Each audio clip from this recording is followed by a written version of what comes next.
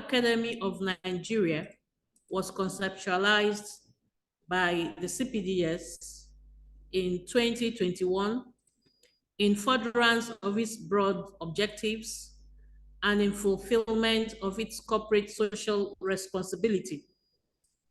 Since then, over 500 persons have participated in DAN workshops. This third workshop webinar has over 800 registered participants. The theme for this webinar is Enhancing Research Enterprise, Planning and Management for Young Academics and Doctoral Students. As part of the education in higher institutions all over the world, undergraduates, postgraduates, and academics engage in research to one degree or another.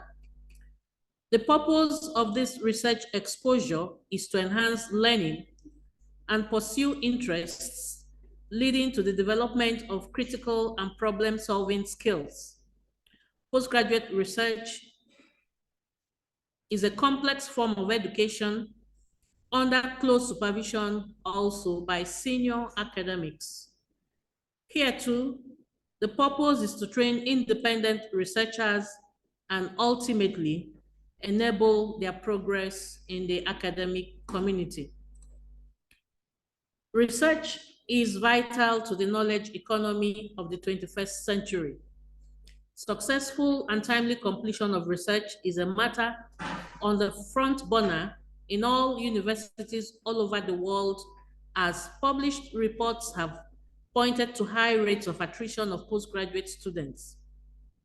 These shortfalls are attributed to supervisory practices, student characteristics, and environmental/institutional factors. Other issues that contribute to the success of research include its management and planning. Once again, I welcome all esteemed participants, doctoral students, and young academics who have registered for this webinar and are gracing the occasion.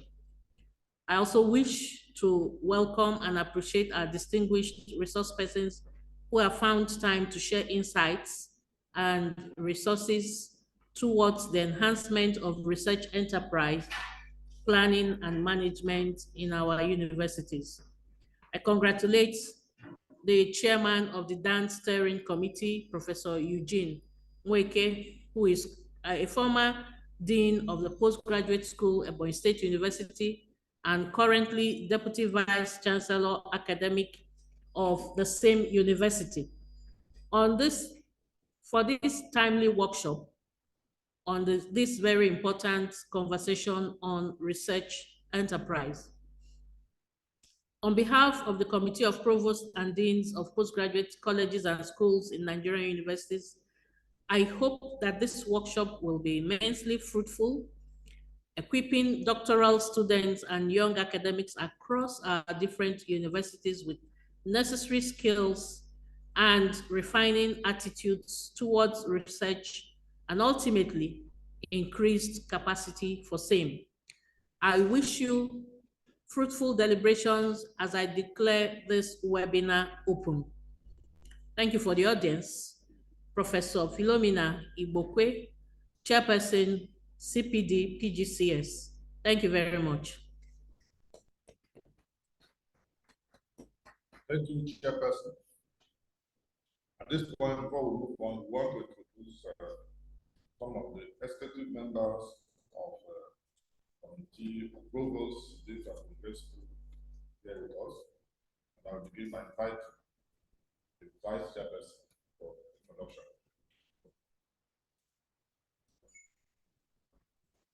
Prof. Abakaliki, introduce yourself.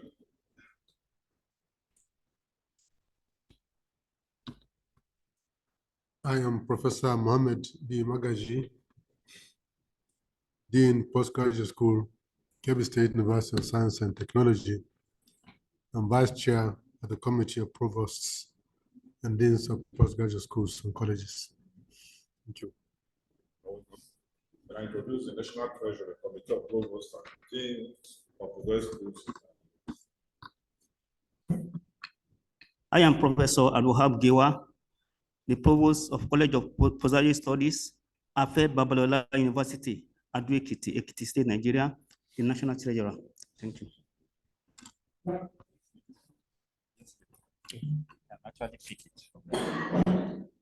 Thank you very much. The next activity on the program is laying the ground rules for participants and group activities. As you know, in a workshop of this nature, we shall be guided by certain ground rules. First is to note all your comments and the questions we want to ask. Those questions will come at the end of each presentation. And when you cannot send such questions, you are expected to send your remark through the chat platform on the Zoom platform we're using. Number two is we have a viewing center in some universities.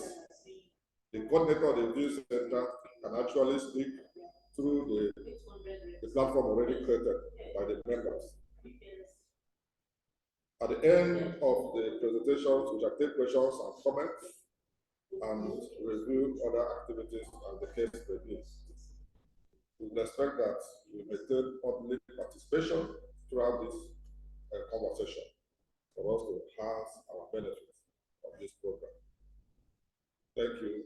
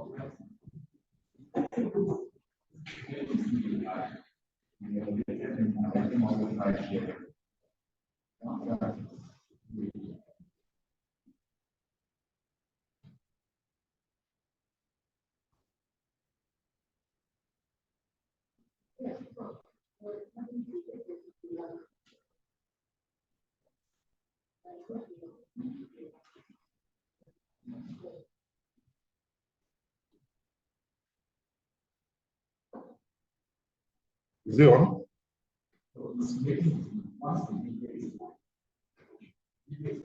Okay, it's on. Hello, can you hear me? Yeah, we can hear you, Prof. Okay, good morning, everybody. Morning. Let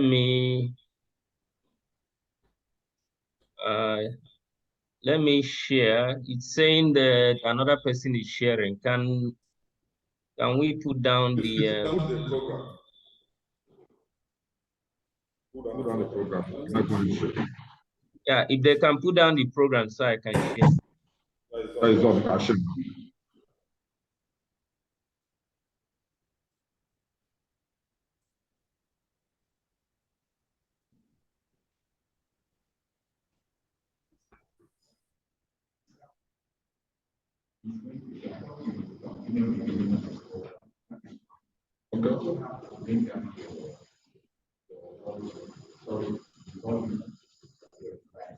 Okay, can somebody confirm that you can see the screen? Yes, we can see it. We We can see. Okay. Thank you very much. Yes. So I want to thank everybody, starting with the organizers, for the opportunity to interact with you on this very important topic.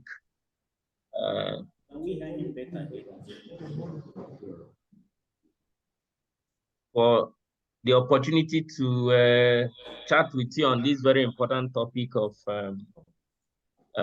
encouraging and working with young academics and PhD students towards enhancing their capability and capacity to plan and execute research. This is, for me, this is a very wonderful opportunity because we know that we have challenges as a country. We have challenges, and if we don't get these young ones where they should be, we know that sustainability will be compromised.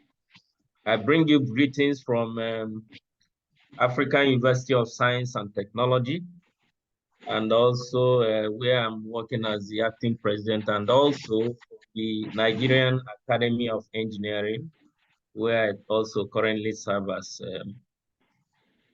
the national president. Basically, what I want to share with you this morning is keynote address. I believe the organizers will share this with everybody. I wish after the lecture, I will share the slides with the organizers, and if need be, not if need be, I will also share the text version of the presentation. But basically, in the next couple of minutes, I would like to share with you my thoughts about research globally, the fact that there is a strong nexus between research innovation on the one hand and economic development on the other hand. We note that Nigeria's underdevelopment can largely be attributed to the fact that we have a very weak research and innovation ecosystem, and this has made it impossible for us to have continuous stream of innovation coming out from our national system of innovation to drive economic growth. And I would note in the presentation that in terms of numbers, our research ecosystem looks robust, but in terms of functionality, we know that we are not there yet. But we believe that the situation can be changed if the existing research and innovation ecosystem is strengthened in order to use research and innovation to drive the productive sector and hence achieve sustainable development. I want to thank the organizers for choosing this topic because in order to solve this problem in Nigeria, a key component of how to solve this problem is to enhance research enterprise, planning and management for young academics and PhD students. The meaning is that once we get it right, this is like developing the pipeline. What it then means is that we are sure that in future, we have very good researchers who will take over from those of us who are already expiring or already expired. I remember my younger days when I finished youth service. I was employed by the University of Nigeria, Nsukka, as a graduate assistant. And at that time, the university had this policy of encouraging brilliant young people after graduation to start as graduate assistants. And then it makes it easier for you while you are doing your job as graduate assistant, you do masters, do PhD. And so that provided a very good pipeline for the university to grow researchers. I don't know how well we are doing. I'm a vice chancellor, so I also know that we are not doing very well in this respect. And so that is why I feel that the organizers chose a very good team. How do we enhance research enterprise planning and management for young academics? And of course, that also means PhD students, because these are the ones to take over from us. as we proceed in this journey of developing Nigeria using research and innovation. That's basically what I will share with you as a keynote speech. I believe that this is just to set the stage. The other presenter will drill down into details of what you need to know as young researchers, but I will still touch a little bit on some of the issues that you need to know. So basically, I will set the background by looking at the Nigerian economy, the paradox of Nigerian economy, and then highlight the development challenges that we have, and then link, talk about the link between scientific research and development, because for us as developing country, we must provide that link so that whatever research anybody is doing, whether you are a young researcher or a PhD student, you must be able to link the research you are trying to do to development. And then we look at research ecosystem in Nigeria. And following on that, we look at strategies for improving the research ecosystem.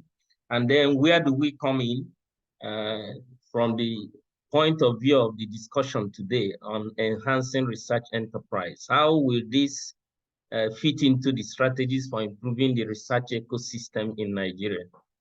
And then we'll conclude. The easiest part of this is cataloging our achievements or the good aspects of Nigeria. And this is what I call the paradox of the Nigerian economy. And if you look at all the indices you can use to look at development, you will see that Nigeria is not really doing badly. I just came back, last weekend from Mombasa, Kenya. And even though when we talk, we feel that Nigeria is doing badly, when you visit other African countries, with the exception of a few, you see that we are really not doing very badly as a country. And this is because we have quite a number of positive indices. In terms of population, we know we are the largest in Africa, 7th in the world. And not just the population, we have very resourceful human capital. I don't know of any enterprise or any city or any big organization, what is called globally, that you won't find Nigerians. Not just finding Nigerians there, but Nigerians doing things and doing well. We have the highest number of wealthy people in Africa, including the world's richest Black man. Our GDP is really high. And even though South Africa or Egypt may contest that, but we remain the country with the highest GDP in Africa. Now, I'm talking about natural resources. We know what we have. Largest producer of crude oil, 7th in the world, at least 34 commercially exploitable minerals, not to talk of the cash crops, energy resources, water resources, and other natural resources. And we know that our economic growth hovers anywhere between 6 and 9%, which is one of the fastest in the developing world. These are very good indices, and you can go on and on and on. Think of any index of development, you will find that we are doing well. We have the highest number of higher education institutions in the country, in the continent of Africa, as you are going to see in one of the slides we will show later. We have the highest number of research institutions in Africa, and we are ranked as #1 investment destination in Africa in terms of inflow of foreign direct investment. And we rank fourth highest return on investment in Africa. You can look at some global companies like MTN, and you will find that some of them projected that the investment they have in Nigeria, that within 10 years they will recover. But some of them recover their investment in 2-3 years. So return on investment is really high, even though we have our challenges and so on. The ICT sector is believed to be one of the fastest growing in the world. And that is why all the big networks, all the digital systems are all coming to Nigeria looking for how to increase their. So these are positive things. However, the paradox is that even with all these excellent indices, if you go on the negative side, you'll be shocked. And I'm sure we all live in Nigeria, so this is not news for anybody. Unemployment is very high. Housing deficit is there. Water deficit, energy deficit. Literacy level is really terrible. Poor access to education, life expectancy. For the young researchers and students that are in this meeting, you will realize that these indices I'm rolling out are actually opportunities for research. That is the way I want to look at all these, this issue of paradox. Look at all these things as possible areas that you can, or choosing your research area depending on your area of specialization. High prevalence of poverty, infrastructure deficits. Look at our transportation sector, highly import-dependent economy, severe food insecurity, and above all, very high corruption index. These are negative indices, and you begin to ask yourself, even with all the wonderful positive indices I mentioned earlier, how come that we are also not doing well in all this? And you will see that all these things culminate into the challenges we have as a country. I'm sure you are looking at some of the pictures. They are real. If you look at some of the new ministers where they have gone to see poverty, it is real. And we are all human beings. We are all living in this country, and we know all this, even though we have the. So the question is, what is causing this paradox? But before we get to what's looking at this paradox, you will see that this, what we have just looked at, translates to challenges of development in all sectors. And this is also why sometimes when I work with PhD students and young academics, and they tell me they're finding it difficult to decide on the problem they want to solve for their project, I always share this slide with them. Say, look at all sectors of the economy, from food and agriculture to healthcare, to education, employment, power, communication, transport, water, environment, security, housing, and so on. Commerce. All these things are developing challenges as a result of the paradox that I talked about. And these are problems that need solutions. And so the question I want to ask is, can research and innovation solve these problems? We tend to believe generally that it's leadership.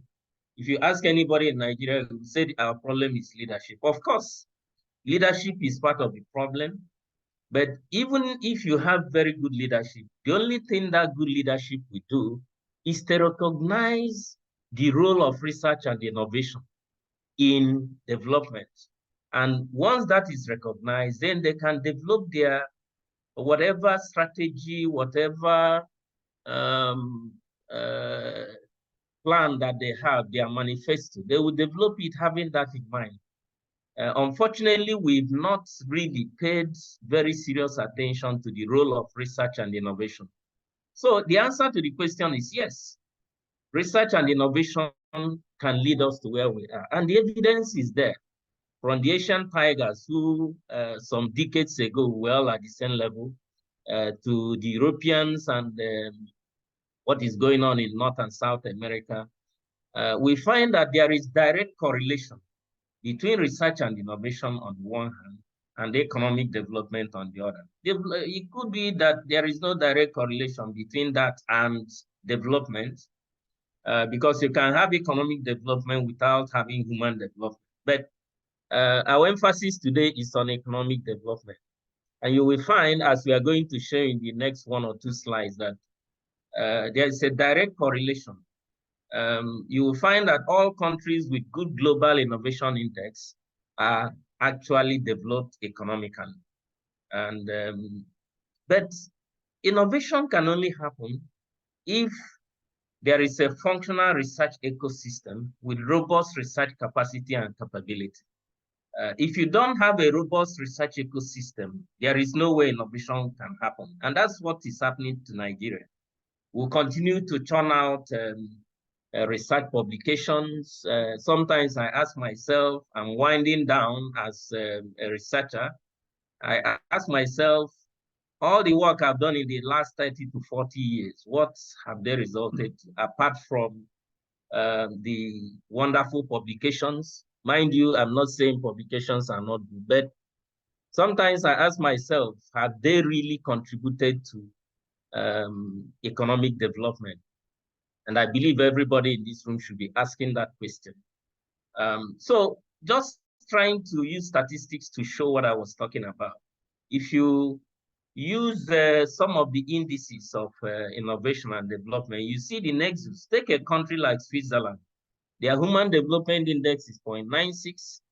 R&D expenditure as percentage of GDP is 2.97.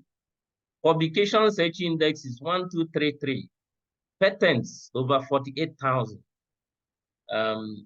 And of course, you will see the Human Development Index. I just picked some. This is a very long list. Look at Switzerland, look at Finland. Now come down to Africa. You see that Kenya, Nigeria are around 0.5. And you see the level of some of the indices of research and innovation. So actually, even publications that sometimes we say publications are not directly linked to development, they are, because it is when you have high publications that you'll also be able to have innovation that can lead to patents, that can lead to commercialization, that can lead to products, goods and services coming naturally into the economy. So that relationship is there, and which means that as a country, if we want to achieve development, economic development, we must come back to science. And don't make a mistake about it. When we say science, we mean all sectors. Sometimes there is this confusion that when we say science, we mean natural sciences. It also includes social sciences and even the arts and creative arts. So science will lead to research and development. And if you have good research and development, and then you back it up with good engineering capability, then you can translate the ideas and the results you have into using engineering capability and technological capability, marrying that with innovation and entrepreneurship. You'll be able to translate the results of the research and development into goods and services, innovative goods and services, which will increase productivity and production within the productive economy. And when that happens, more than anything else, wealth will be created, and even government will have funds, because now you will continue to have industries, you will continue to have innovations coming out, and you continue to have goods and services, not just for your economy, but also for the global economy. And when that happens, of course, naturally wealth is created. What is happening to us in Nigeria is that we tend to dwell more on the natural wealth, that is wealth coming from natural resources. But you can even have more wealth if you encourage and drive the innovative sector, the research and development sector, so that in addition to the natural wealth that you have, or wealth coming from natural resources, you can also have wealth coming from innovation. We've seen what is happening with the service sector. If you look around, you see that the service sector is actually coming up and even trying to overtake the manufacturing sector. And all these things are driven by innovations. Now, we note that our system is not where it should be. And then just to take a step backwards, what is the problem? And in trying to answer that, we want to look at our ecosystem, the research and innovation ecosystem. Where do we do this research? Where do we do innovations and so on? And you can quickly take a roll call, starting from our universities. I don't know if this figure is right. You can see that the numbers are increasing almost on a weekly basis or monthly basis. But I think the last time I checked, we have about 262, it may be 264 actually, universities, polytechnics. The figures may not be accurate because it's a dynamic system. We have colleges of education, colleges of agriculture, colleges of health sciences, research institutes and agencies, specialized TVET institutions, academic, professional, and trade associations, development partners, quite a number of them. I just told you that I just came back from Mombasa. This was about a project on grant funding facilitated by IDRC, CEDA, and so on. So development partners are there, large-scale industries and commercial organizations, SMEs. So the ecosystem is really quite impressive. You can't find this in any other country in Africa in terms of numbers. But when we ask ourselves, this is really impressive, but you will find that we don't seem to understand how to use the robust numbers that we have to drive development, to drive R&D, to drive innovation, which will lead to economic development. And part of the problem, if not the major part of the problem, is the issue of lack of coordination among the triple helix that we have. Actually, these number of people, these organizations and institutions I've listed can be grouped into what we call the triple helix concept, where you are talking about government, academia, and industry. For any economy to function, these three groups must work together seamlessly. It appears in Nigeria that we have not gotten it right, where the triple helix should work. And I think this is part of the problem, as we are going to see as we move along. The next slide is just showing the interaction and the linkages among the national system of innovation. If you look at on the presidency, we should actually have what is called the National Research and Innovation Council. This is actually still on paper. It is contained in the National Policy on Science, Technology, and Innovation. It's not fully activated yet, but you also have federal ministries and the agencies that we have from the ministries. And you will see that there is a link between that and the public higher educational institutions, HEIs. There is also a link to private HEIs, the higher educational institutions. We have development partners, like I mentioned.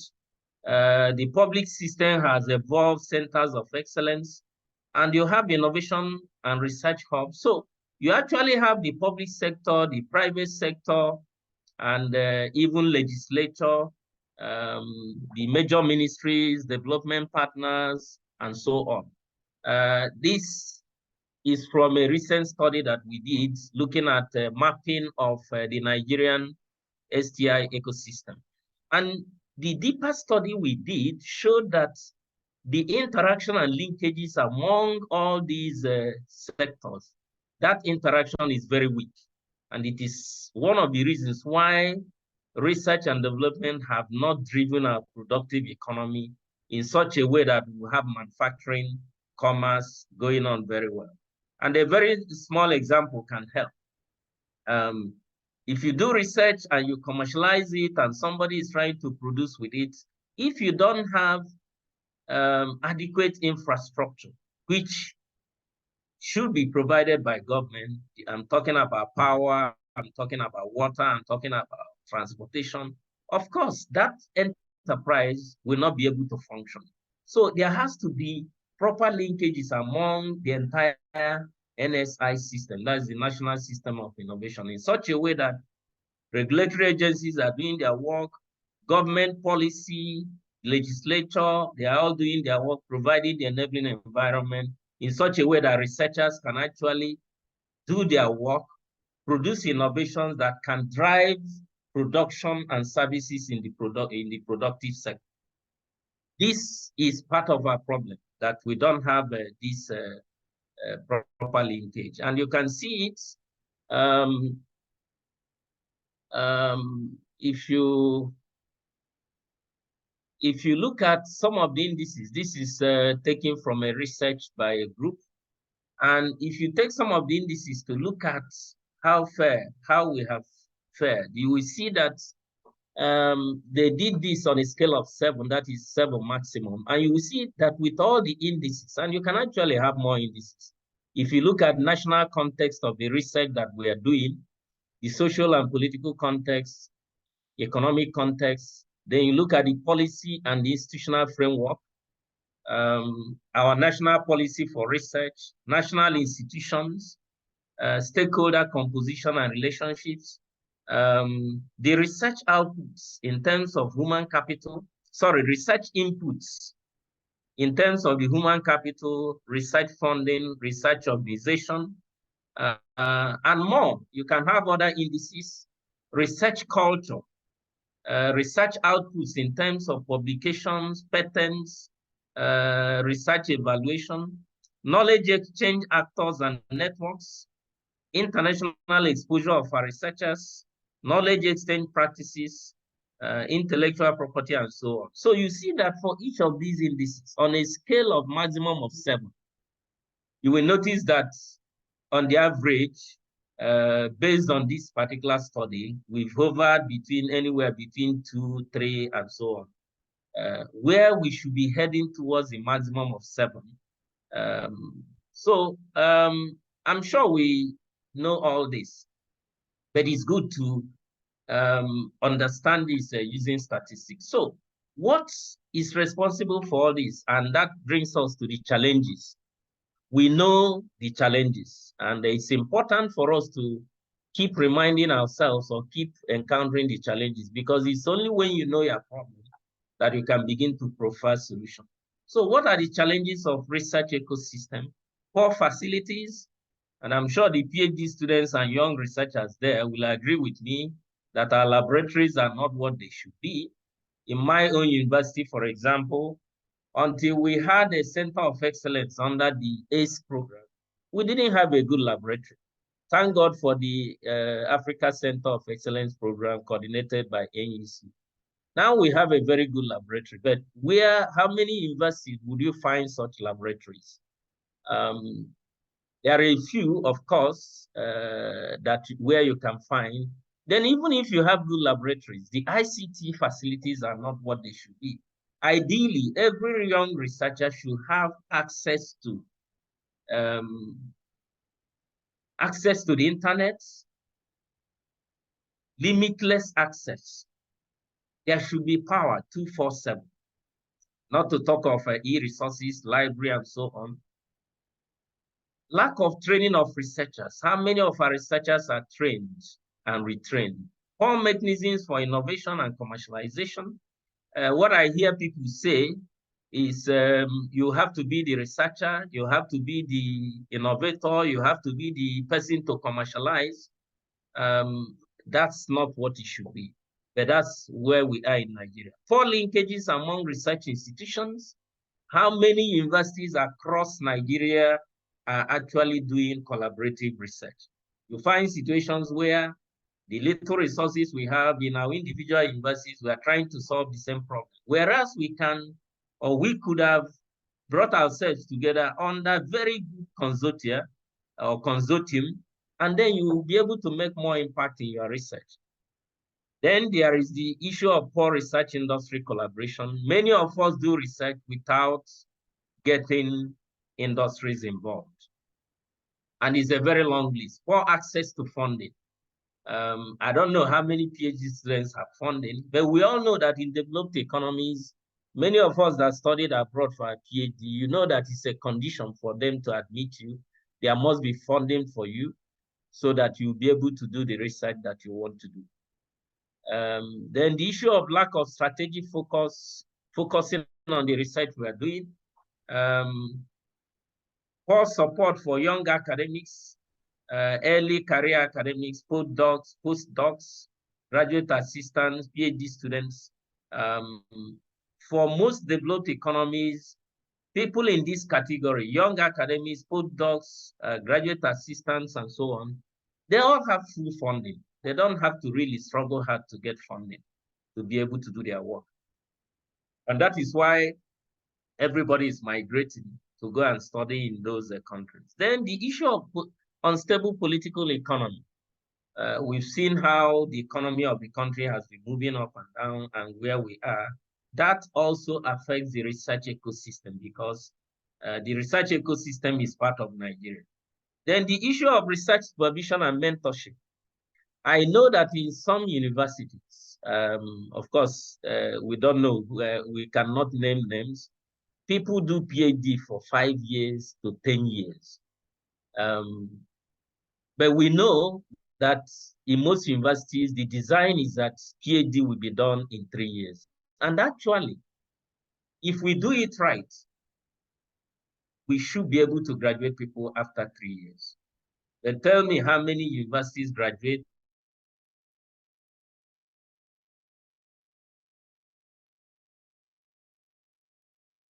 postgraduate students, PhD students after 3 years. And the major part of the problem is issue of supervision and mentorship.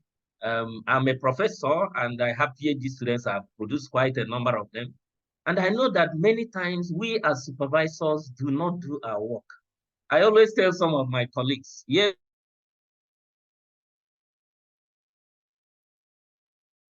it's a student's PhD, but you as a supervisor, you are also under well, not investigation, but your integrity and your status is also at stake if you have students that you cannot graduate. So research supervision is a challenge. I've seen professors that tell their students that they will never graduate. And I've seen professors that don't pay attention to their PhD students or even their young researchers, those who work with them.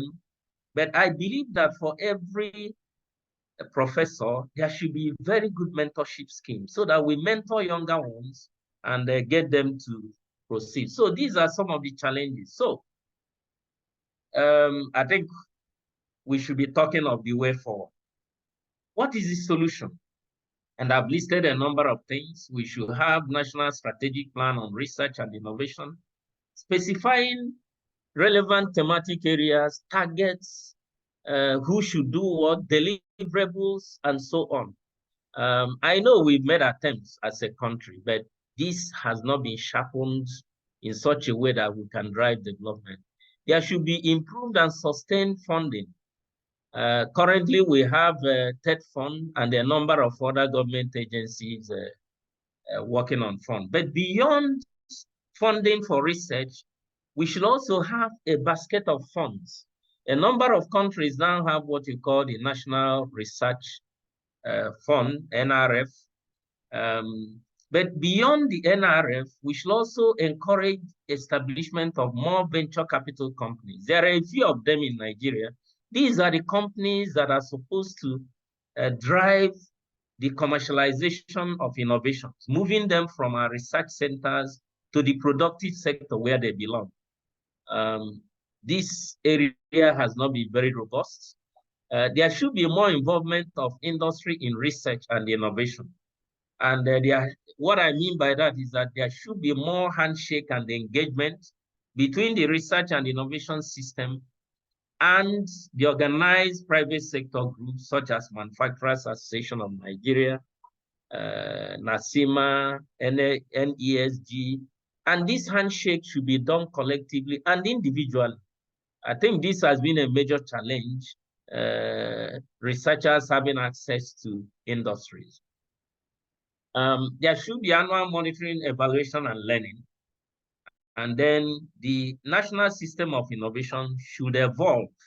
We have it, but it's not really functional.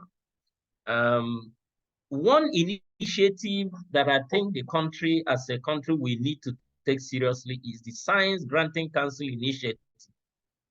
This initiative is driven by some donor agencies, and what they are trying to do is to encourage the establishment of a functional national research fund, which will run in such a way that every sector, whether you are in research or you are in innovation or you are in industry, you can have access to funds to drive your research. This is an initiative and which about 17 countries in Africa have signed on. And I happen to be one of the technical resource persons for this program. And we are currently working on strengthening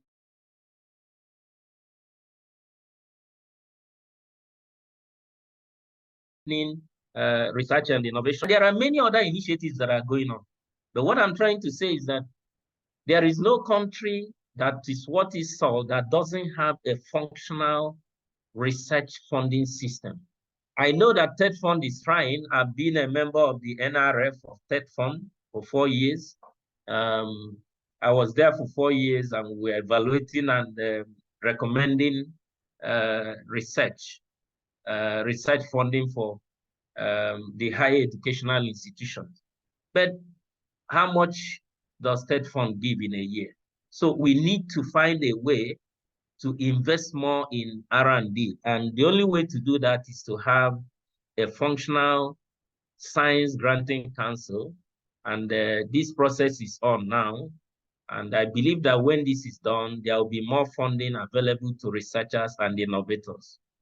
But more importantly, we need to develop the research pipeline to enhance capacity and capability of researchers, the young ones who will take over from us. And this will ensure sustainability of the system. And I believe this is why this conference or this workshop is on. How do we ensure that the young ones will get what they need to do research and they will increase their capacity and capability to do research? And so this brings me to the theme of the workshop, which is enhancing research enterprise, planning and management for young academics and PhD students. So let us spend a few more minutes as I move towards conclusion of the keynote speech to look at the theme and sub-themes. As I said, this is a very good, is apt. This is what we need now. We need to look at research enterprise, and that's one of the sub-themes. I tell people that where things work, we should consider research as an enterprise. It's a business in itself. I was telling somebody about one of my colleagues who we graduated together in Canada in 1991, doing PhD. And the young man has well, he's an old man now, but at that time we were young. And he said he was not going to, he's just going to establish a research enterprise. Until today, he's running his own research outfits and he's running it as an enterprise. So using that concept, we should look at the entire research sector as an enterprise. We must be able to work on innovations, creativity, and what that means is that whatever research we are doing must support industrialization and economic growth. We have no time as a country to do, of course, basic research definitely is important because that is what will drive applied research. But we should look at this, and I'm happy that this is one of the sub-themes. Another sub-theme that you are going to be going through or discussing is innovation in literature review, identification of the problem, and the solution. This is basically what research is all about. Looking at what others have done, then having a niche for yourself. What is the problem you want to solve? And then how do you provide the solution? And then the issue of research planning, timelines. I've talked already about keeping students for too long. And we need to guide students on how to navigate through the challenges and difficulties they have. So I want to congratulate the organizers for choosing these good sub-themes and I will just speak briefly to the theme and sub-themes.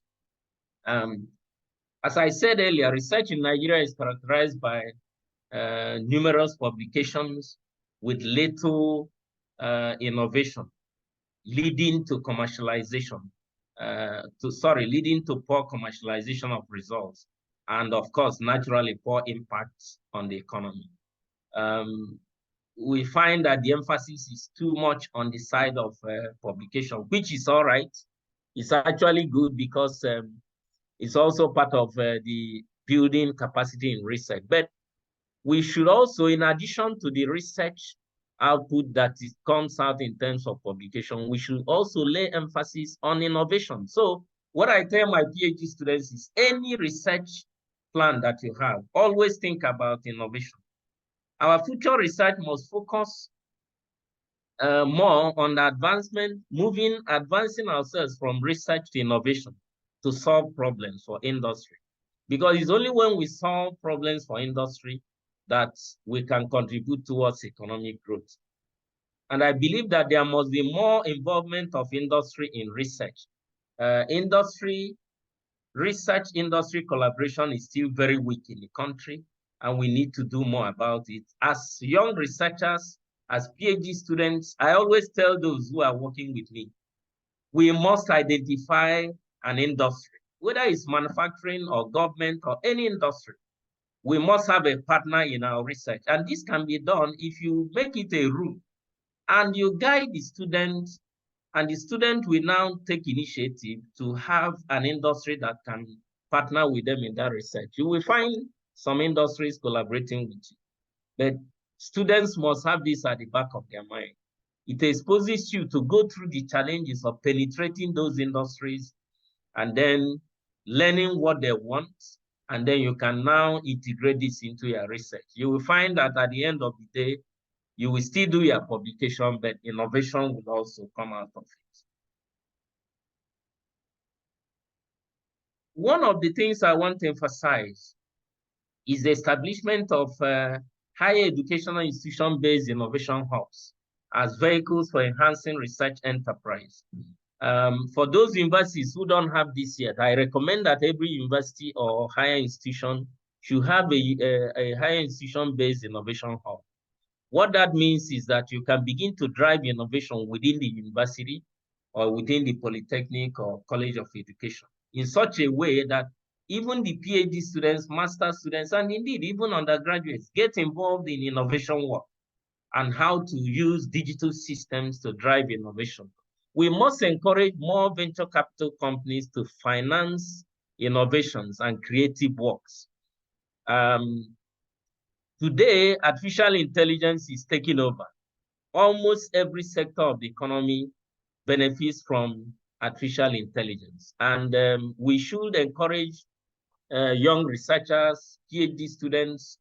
If you are doing research or you are thinking of doing research in any field, if you are not thinking of how artificial intelligence will drive your research, you need to think twice. You need to go back to the drawing board, because artificial intelligence is taking over whether we like it or not.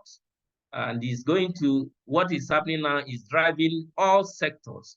And that will enhance your research. If you find a way to bring in artificial intelligence in your research, you'll find that you make it faster. But in doing that, we know that artificial intelligence also has its own challenges. So we must emphasize responsible use of AI. Otherwise, I'm beginning to see situations where you give students assignments or ask them to do something, and within a few seconds, they already have it done. And sometimes they don't know that there is also a way your supervisor can check to know whether what you've done is from an artificial intelligence or you did it by yourself.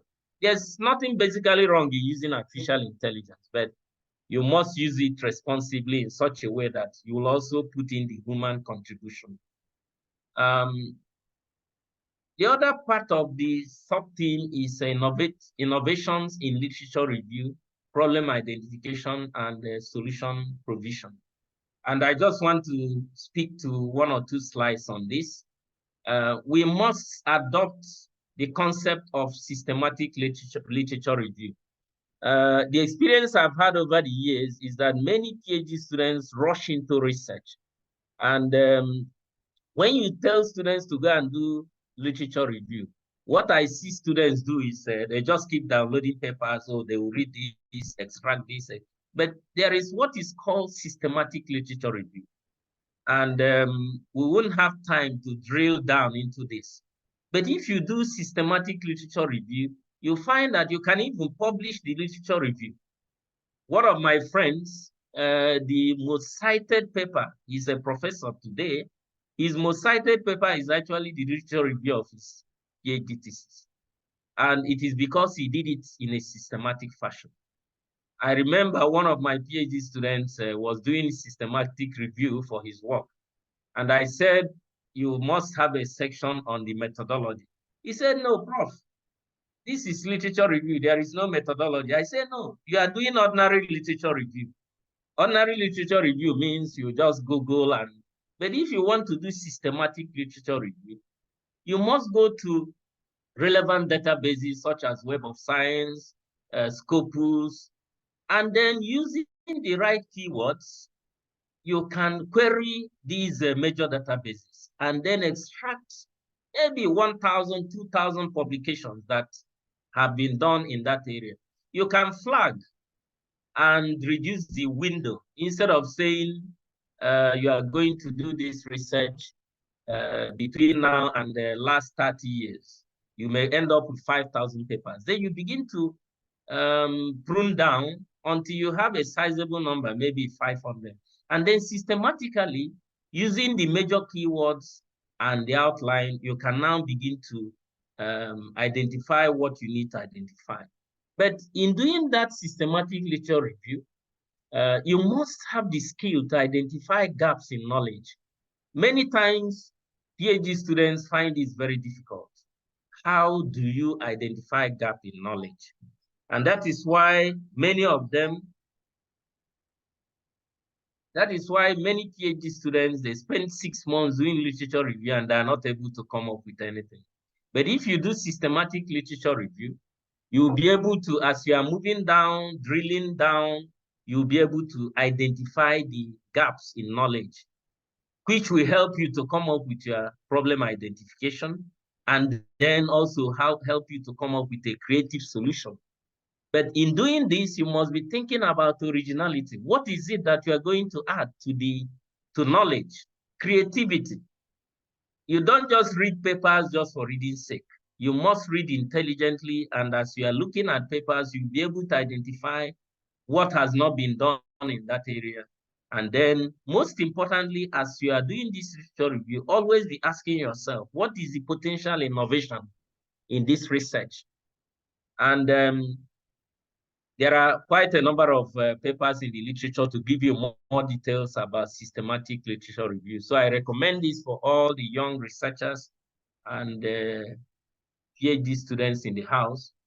And then this slide is talking about problem identification. How do you identify a problem? I noticed that this is the major challenge that students have, or young researchers. In fact, the answer I usually get from students is, I've done a literature review and it looks like everything has been done. There is nothing for me to do. I don't know, Prof, this topic you are giving me is already researched. And my response is that there is no topic, there is no area of research that you cannot find something to add. When you do ordinary literature review, you may not find something to do. But when you do a systematic literature review, you will always be able to identify something that nobody has actually done. And so this slide is just giving a guide to students on how to identify a problem, starting from your literature research. And as you are doing it, identifying the topic that you want to work on. And then it is an iterative system manner.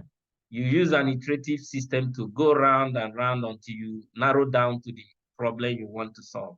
But in all this, you must be guided by personal interest. You don't go into something that doesn't interest you. And that is where mentorship is important. Professors sometimes give students projects that they are not interested in. So you must be able to have a buy-in. You must be able to make the project yours. You must think of your future career. What is the relevance of the topic, the problem you want to solve to yourself and to the country. What is the potential cost? If you go and get a project that will cost you 100 million, good luck. I don't know where you find that kind of money. So you need to think about all this. What is the potential impact of that problem when you find the solution? Do you have the research facilities? Are there possibility of patents and innovation coming out from your work? And then the time available. You must think about all this as you are getting the work done. Then literature review, we've already talked about this. The key word is systematic literature review. And the students in the house, I would recommend that you Google systematic literature review. You will see a number of wonderful articles that describe how you can do systematic literature review.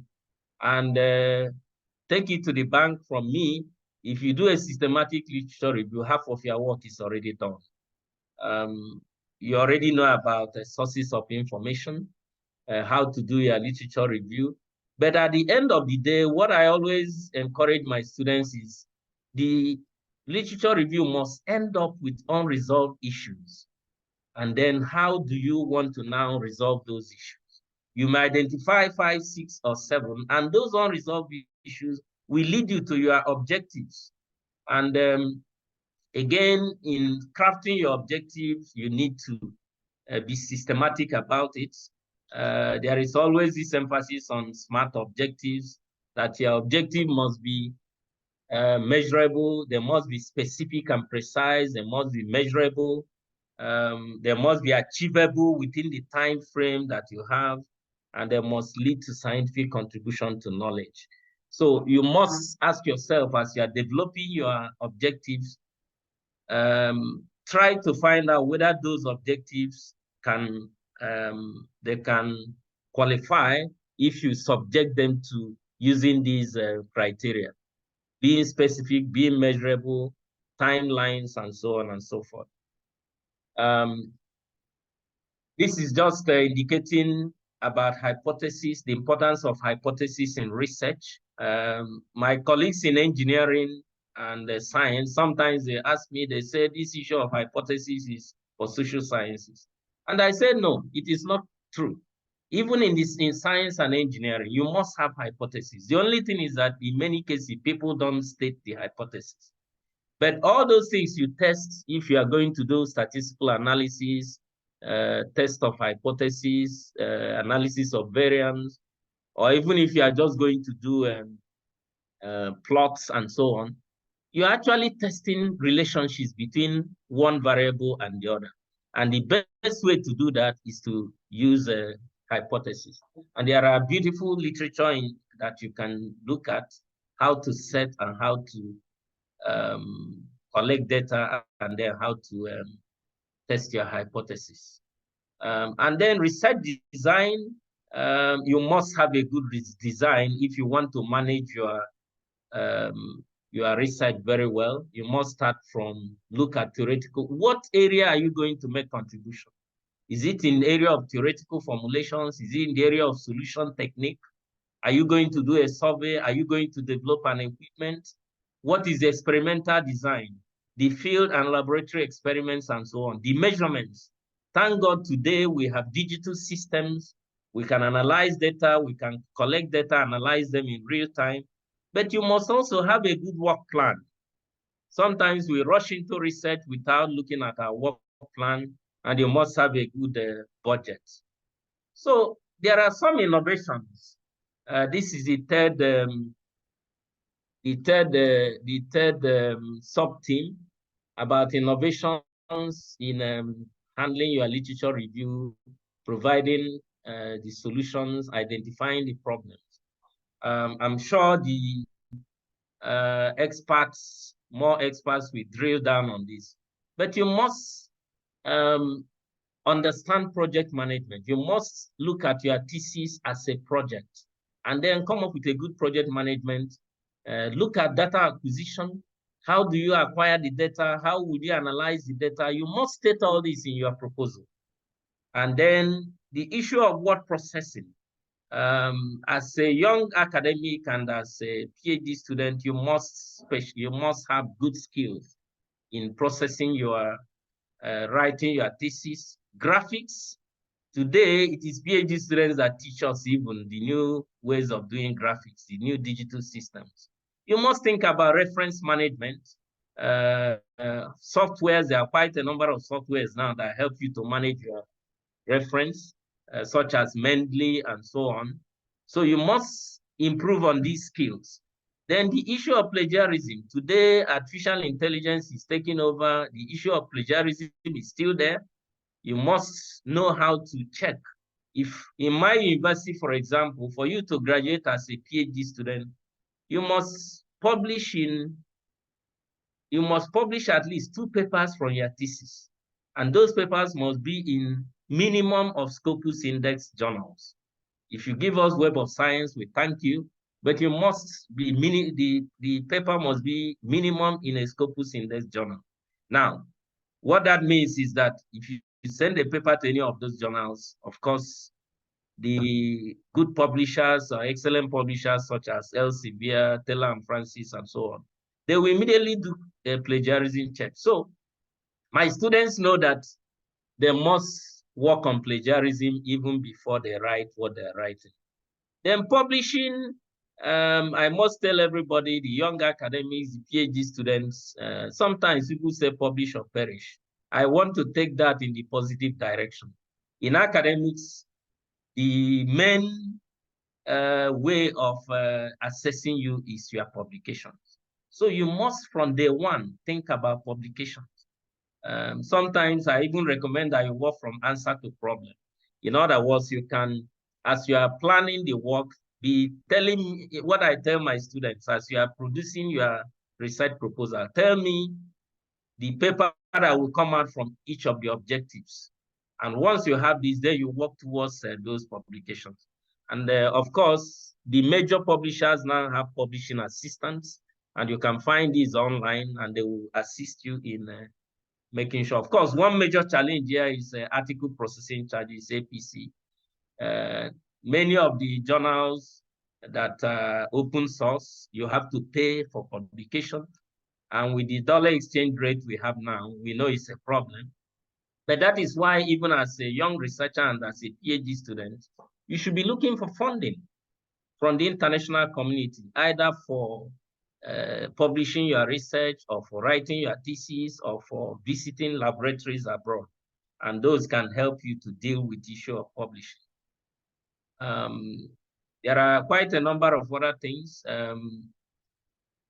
but I think I've talked about most of this.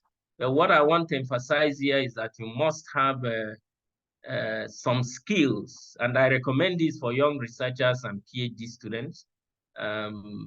You must be thinking about some terminology, such as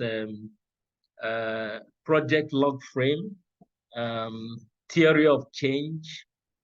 Some of these people think they are only for social research, but even for scientific and engineering research and others, you must understand the issue of theory of change.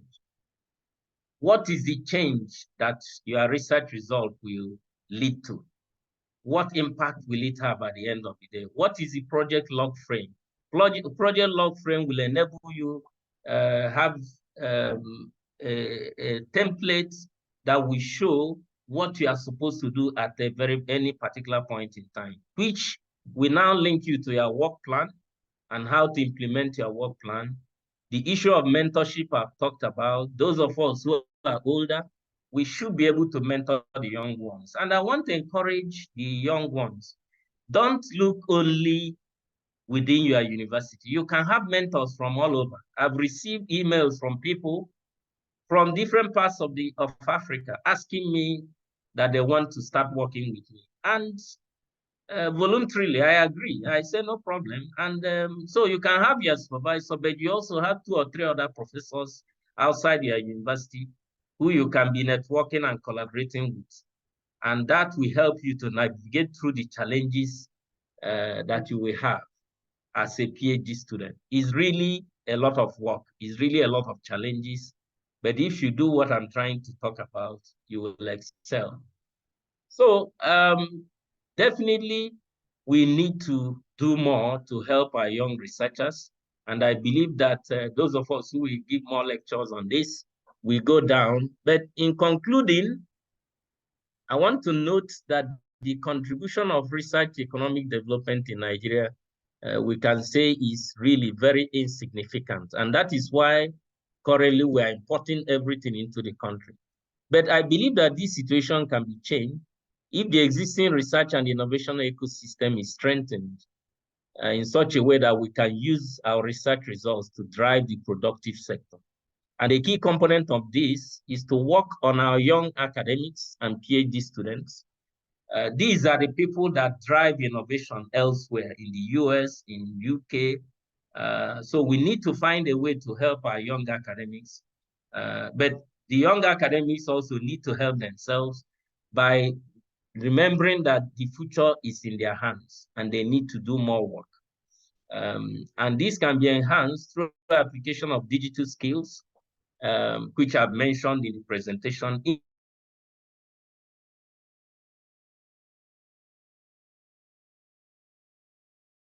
including artificial intelligence as every sector. And I recommend that every PhD student or young researcher, you need to understand artificial intelligence. I am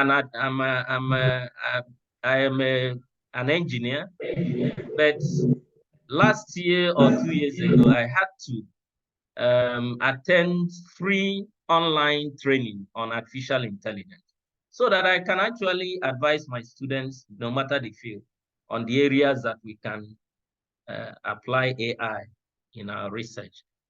And I believe that the experts will do justice to the themes. So I encourage the participants, both those who are going to talk to you and those of you who are students and young academics, to come up with recommendations and guidelines that can help PhD students and, of course, young academics to move to the highest level. We are doing well as a country, but I believe we can do more if we can apply the recommendations that will come from a workshop like this. And I want to wish every young researcher, every PhD student, I want to wish you a smooth ride. I pray that you won't have difficult supervisors. And I believe that if you do your own part by following some of the ideas and principles that will be given in this workshop, you can do your PhD within 3 years or even less than 3 years. And if you're a young researcher, you already have a PhD, you find that you can move fast within the system in such a way that you can become a professor after 10 years or even less of your PhD. But most importantly, we must be able to do research that will lead to innovation, and innovation that can lead to development of our productive sector, and thereby leading to economic development of this country. I wish all of us fruitful deliberation in this workshop. Thank you for listening.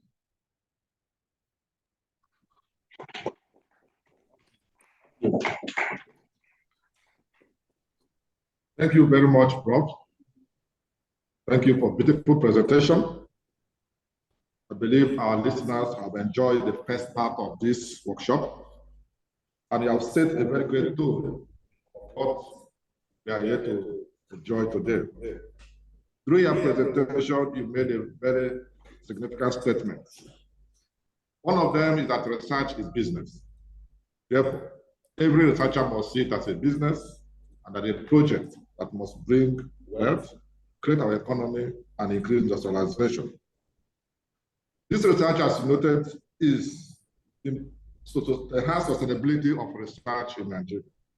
And in the course, we looked at the paradox of Nigerian economy, the development challenges in Nigeria, and the link between research and innovation and how the problem can be solved. And equally looked at mapping research ecosystem in Nigeria and establishing the link of our publications with NSI and the research scorecard of Nigeria today. People identify challenges of the research ecosystem in Nigeria and went further to suggest strategies of improving research ecosystem in Nigeria. The principle of sustaining research and making research as business equally highlighted what we shall be seeing today. So at this point, once more, I thank you, and I want to open up for question and answer from our participants across the participants. This is an opportunity for us to ask questions for further clarification from our guest speaker. Thank you.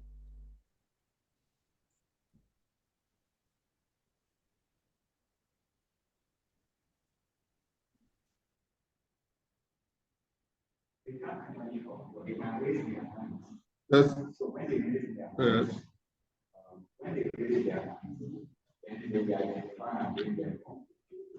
Okay, they do that. All right. So if microphone.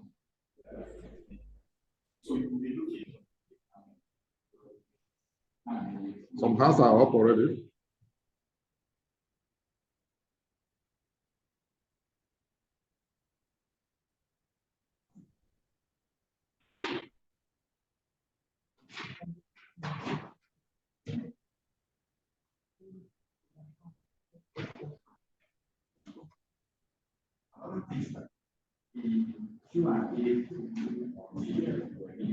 Some of them are just highlighted.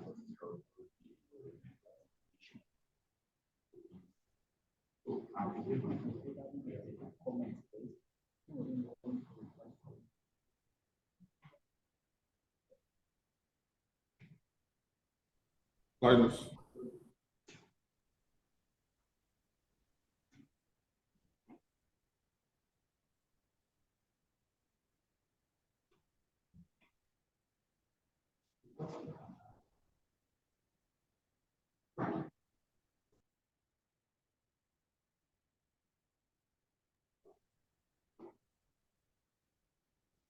Yes.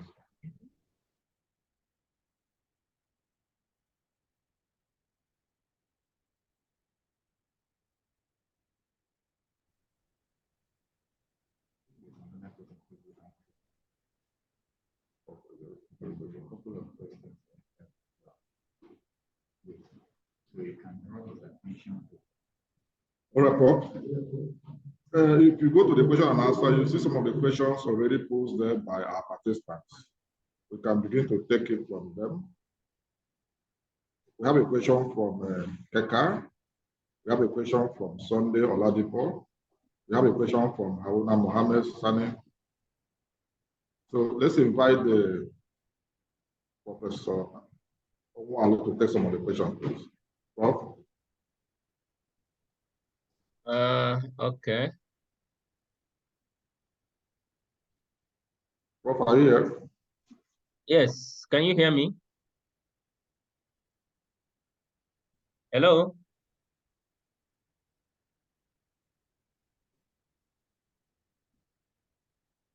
Hello, can you hear me?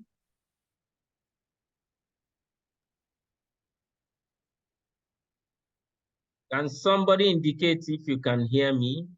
Sure. Please respond to some of the questions already posed by our participants. Okay. I'm just trying to look at some of them. Somebody is asking. Questions already asked by the participants. Yes, I'm looking. I'm looking through the question and answer. So some people are asking about the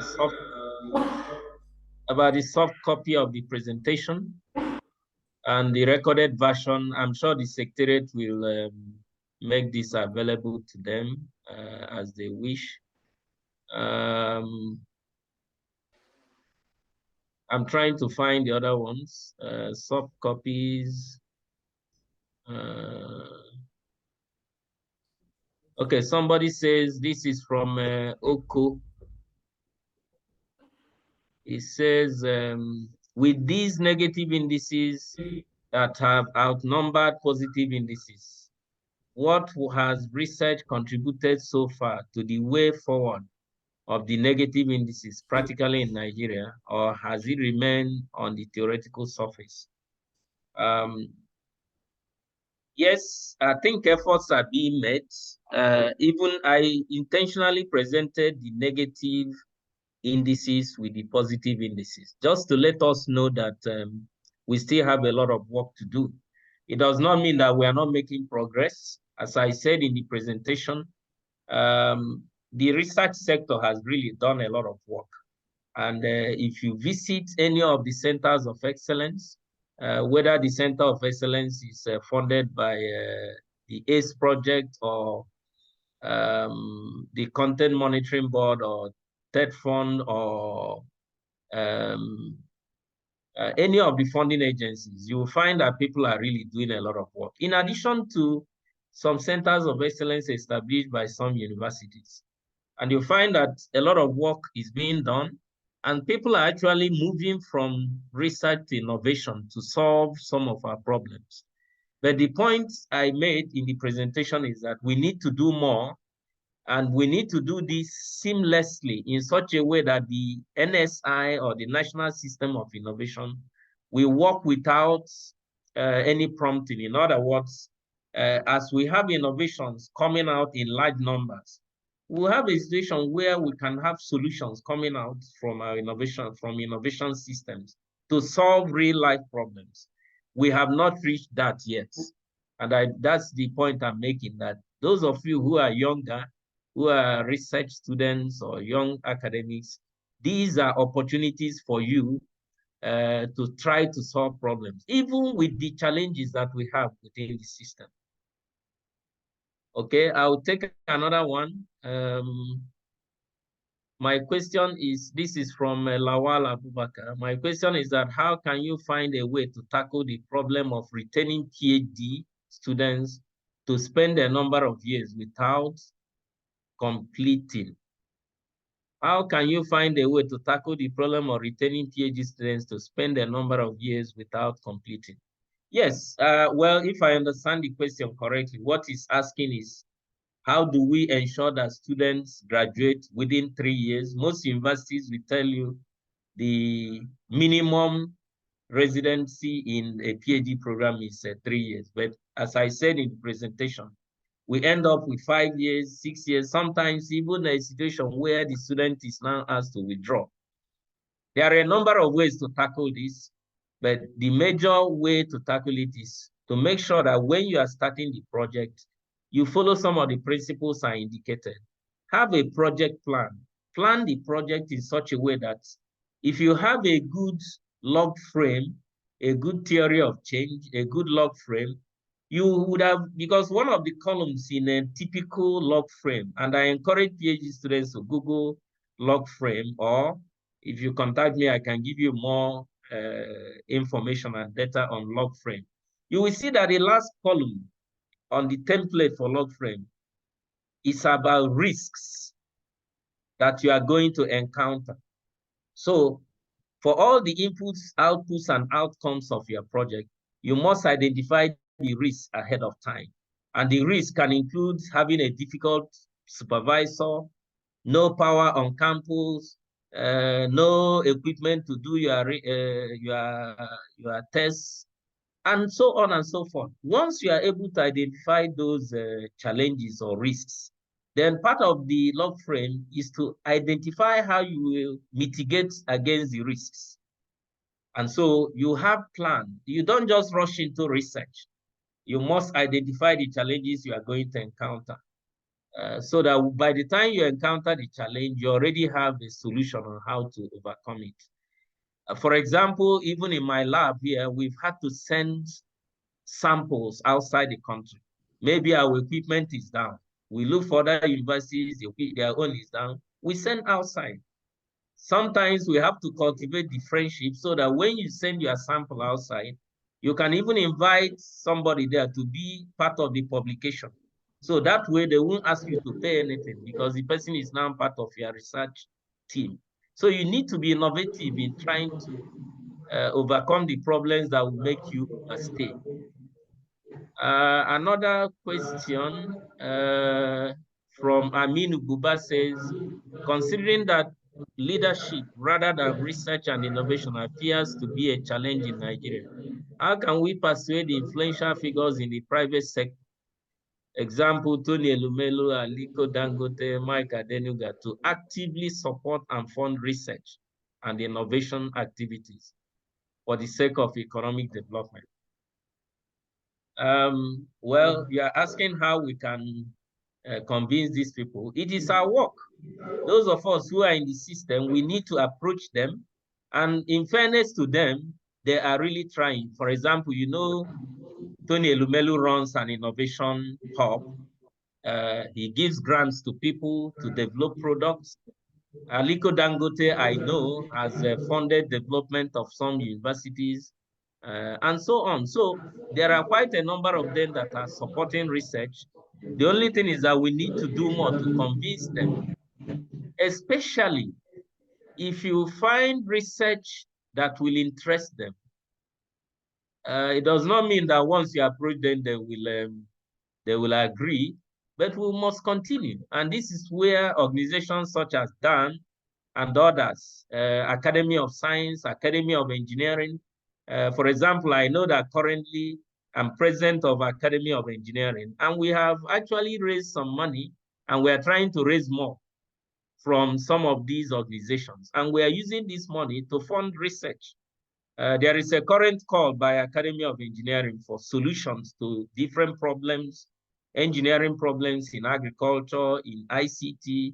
If you haven't seen that, Google Nigeria Academy of Engineering, you will see the call, which I think the call ends, it ends by end of this month. So if you're a young researcher and you haven't seen this, you can look for that. Academy of Science also has different calls for research. They even have a mentorship scheme and so on. And other academies, Academy of Medicine. So you as a young researcher, you need to understand the research ecosystem. That is actually part of why I put it there. I noticed that some young researchers don't even know what is in existence.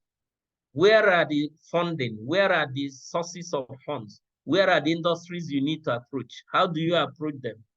This has some skills, which in most cases your supervisor will assist you. And when you try 2 or 3 or 4, I believe you will succeed. Let me see another one.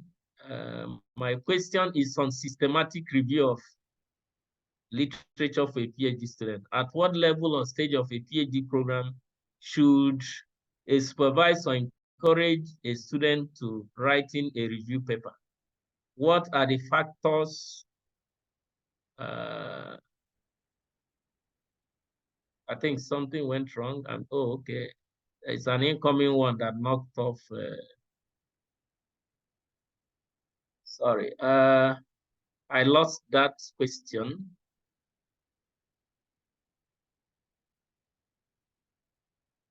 I think what the question was, the person is trying to ask at what point would you encourage your student to start literature review? My own experience, like in my university, we set the target of 3 years. The first 1 year is for coursework. You must do some advanced courses before you start your thesis. And what I encourage students is once you start your PhD program, the literature review must start. So as you are doing your coursework in the first 1 year, you should start that literature review, because once you finish the coursework, the next thing is to present your proposal. And you cannot present your proposal unless you've done a good literature review. So while you are doing the coursework, remember that one of the coursework you must do is research methods. If research methods is not taught in your school, I encourage you as a PhD student, look for an online resource to learn research methods, so that as you are finishing the coursework, you must have done a planning for your research. You must have also learned the skills to do a proper literature review, identify the gaps in the literature, and then propose your work. So my recommendation is that you should start the literature review 6 months after you've started your PhD, so that by the end of the 1 year, you must have had a good literature review done. And if you do it very well, I'm sure you can publish it. It may not be accepted as part of your publication requirement, but it gives you a very good head start for your project. In no particular order, I'm picking another question. Funding is a major constraint in research. Can you please advise State Fund to consider funding PhD students that are studying in universities in which they work? I'm sure every university has a TED Fund committee, but I can give you a hint as a former member of the TED Fund Research Committee. There are a number of ways you can benefit from TED Fund grants. You can encourage your supervisors to be principal investigators, or you can look for any other person who you can pitch your idea with. Because the fund, the way it works is that under the section for the team members, you must have somebody who is at the level of, I think, associate prof and above as a team leader or PI, that's principal investigator. Then you must have a mixture of people, maybe another professor, a senior lecturer. One of the things we also emphasize is that you must have mentees. So you will have research assistants that are MSc students, PhD students. And if that team is composed like that, they can score highest mark under that category.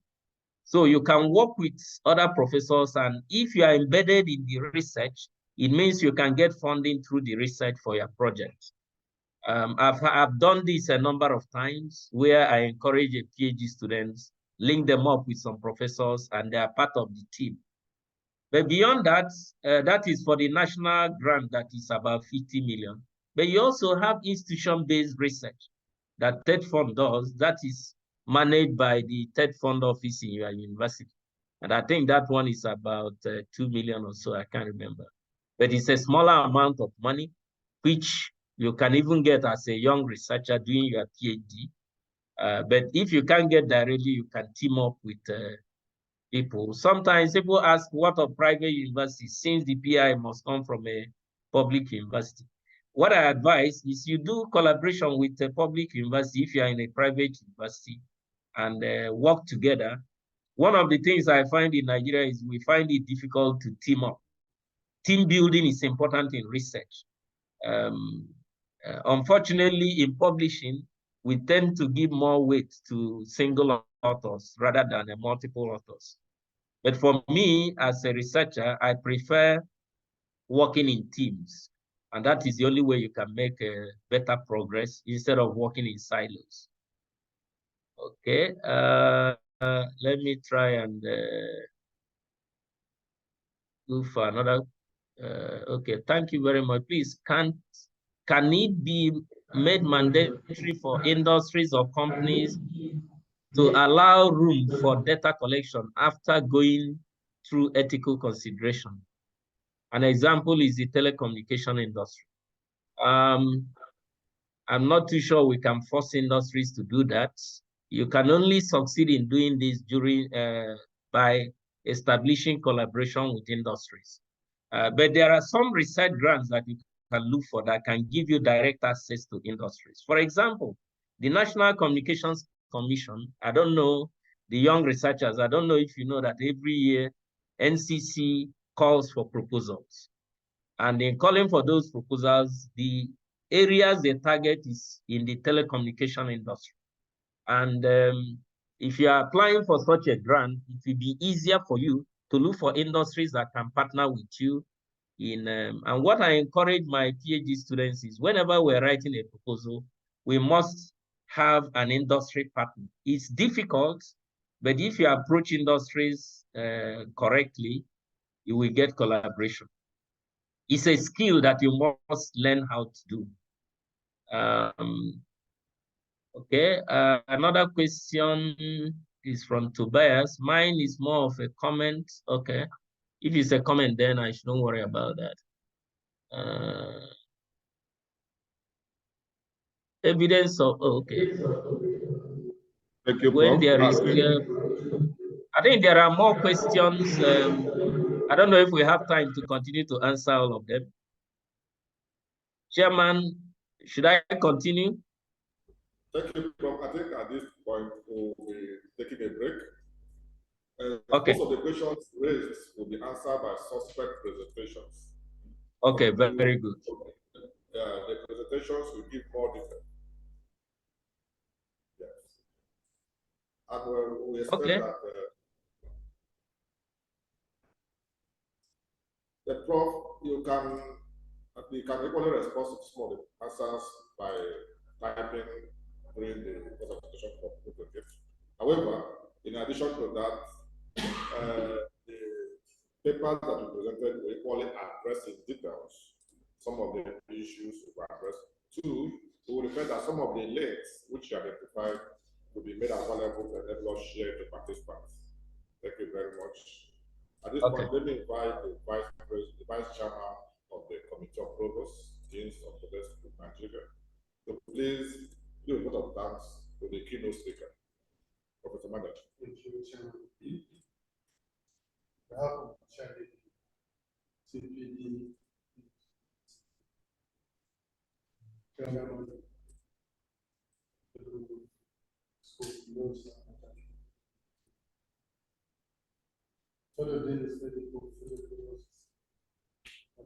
Sorry, the audio is poor. You agree with me that there's no better keynote speaker for this topic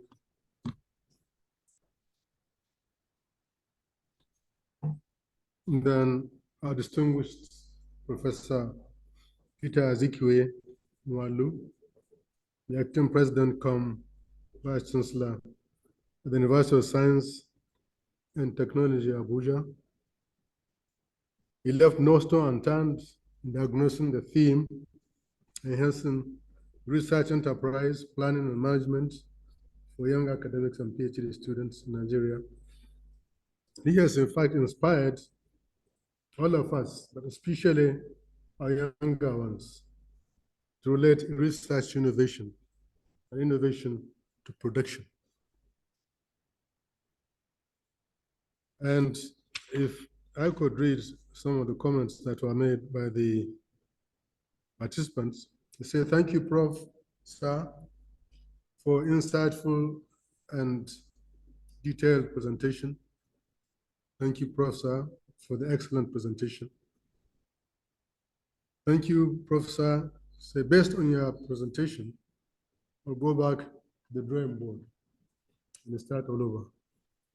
These are some of the remarks that were made by the audience.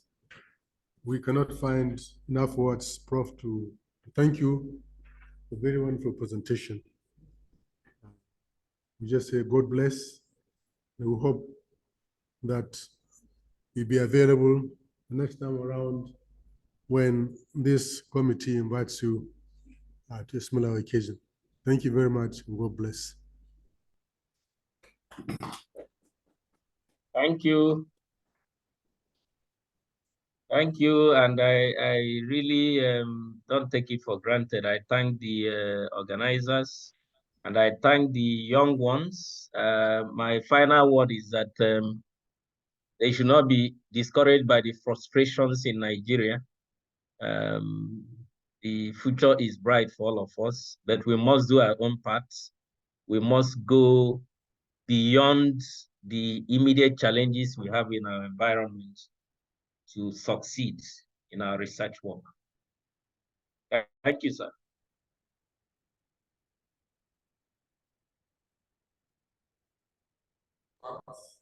At this point, we shall take 10 minutes break.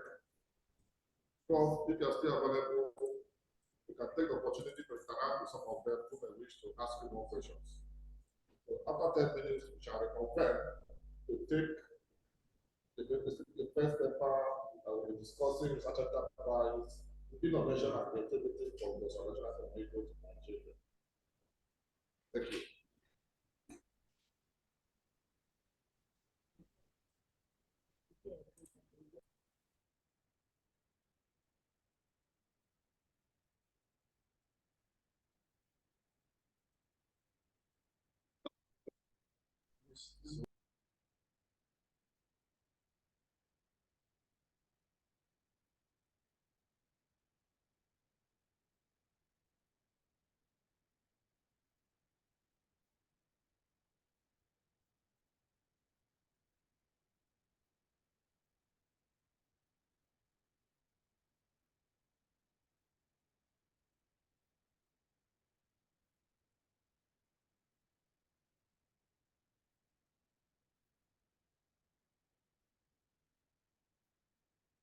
Okay, participants, I have to go for another engagement. I'm sure you will learn more from other presenters.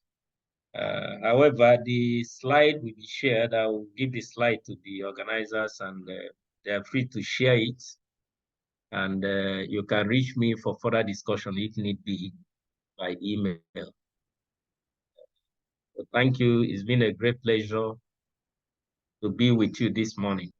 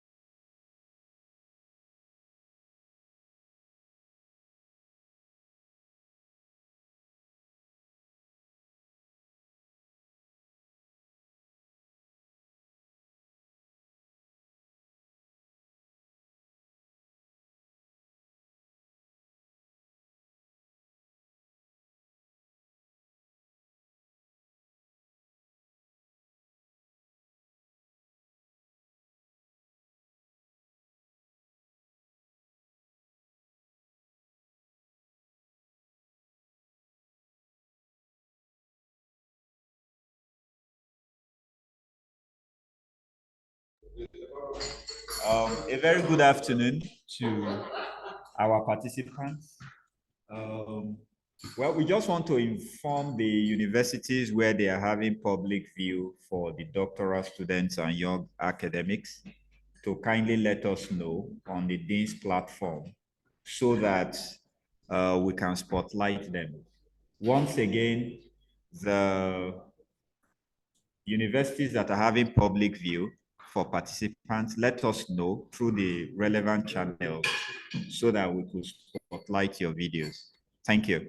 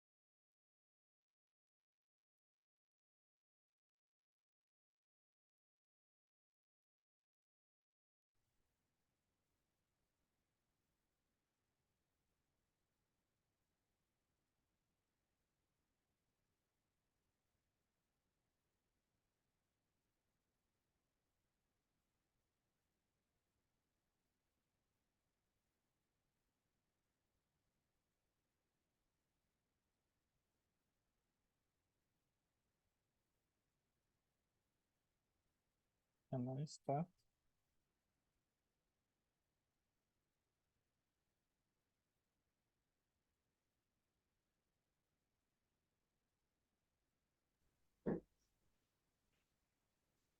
Good afternoon and welcome from break. We want to welcome you to the second presentation of today and the first workshop section titled Research Enterprise, Innovation and Creativity for Industrialization and Economic Growth in Nigeria. This paper or this section will be taken by Dr. Chinagolum Ituma of the Department of Computer Science at Ebonyi State University. Dr. Ituma is a computer scientist and engineering scholar with specialization in artificial intelligence and robotics. He has coordinated research development framework under the Association of Commonwealth Universities of Nigeria in the project called SECO program. He will be speaking to us on the research enterprise, innovation and creativity for industrialization and economic growth in Nigeria. At this point, I want to invite and welcome Dr. Chinagolum Ituma to present his paper. Thank you. Yeah. Prof, good afternoon, and good afternoon, everybody. Can you hear me? We can hear you. Okay, Prof, good afternoon. Please let me share my slide.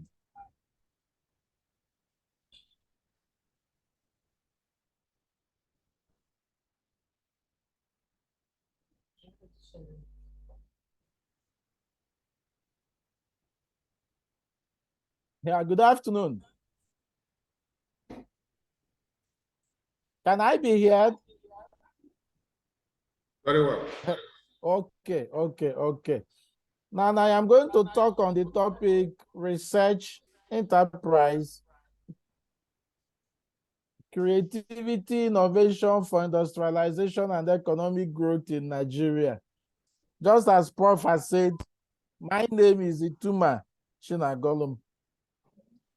Before we start, there's just one comment I want to make, and it is key to all research. And this comment is here. If you can see my slides on this yellow portion where my arrow is moving around. It says, apart from God, nothing answers prayers more than money. And nothing provides remedy apart from God to any other solution more than money. Having that statement in mind, let us do some housekeeping.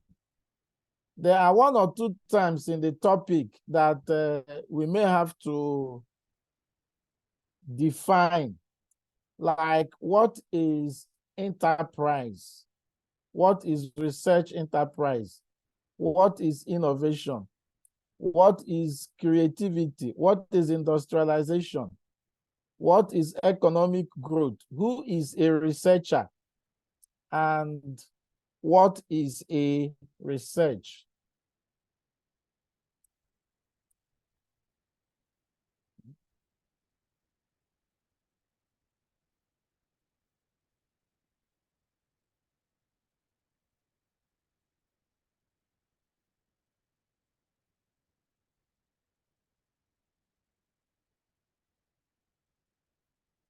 Okay.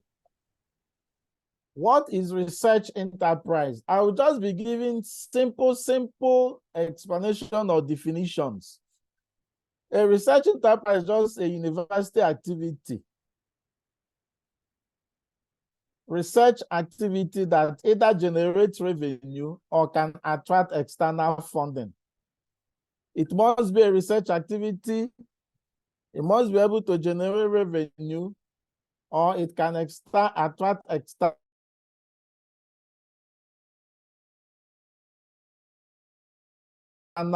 funding. practical implementation of idea that results in introduction of new goods and services, or an improvement in offering of goods and services. One key thing here is that something new is introduced either in the goods or in the services. Then what is creativity? Just like in the case where God was creating the universe, creation has to do with making something new. So creativity is characteristics of somebody or some process in which that body or process introduces something new and valuable into the environment. These things that are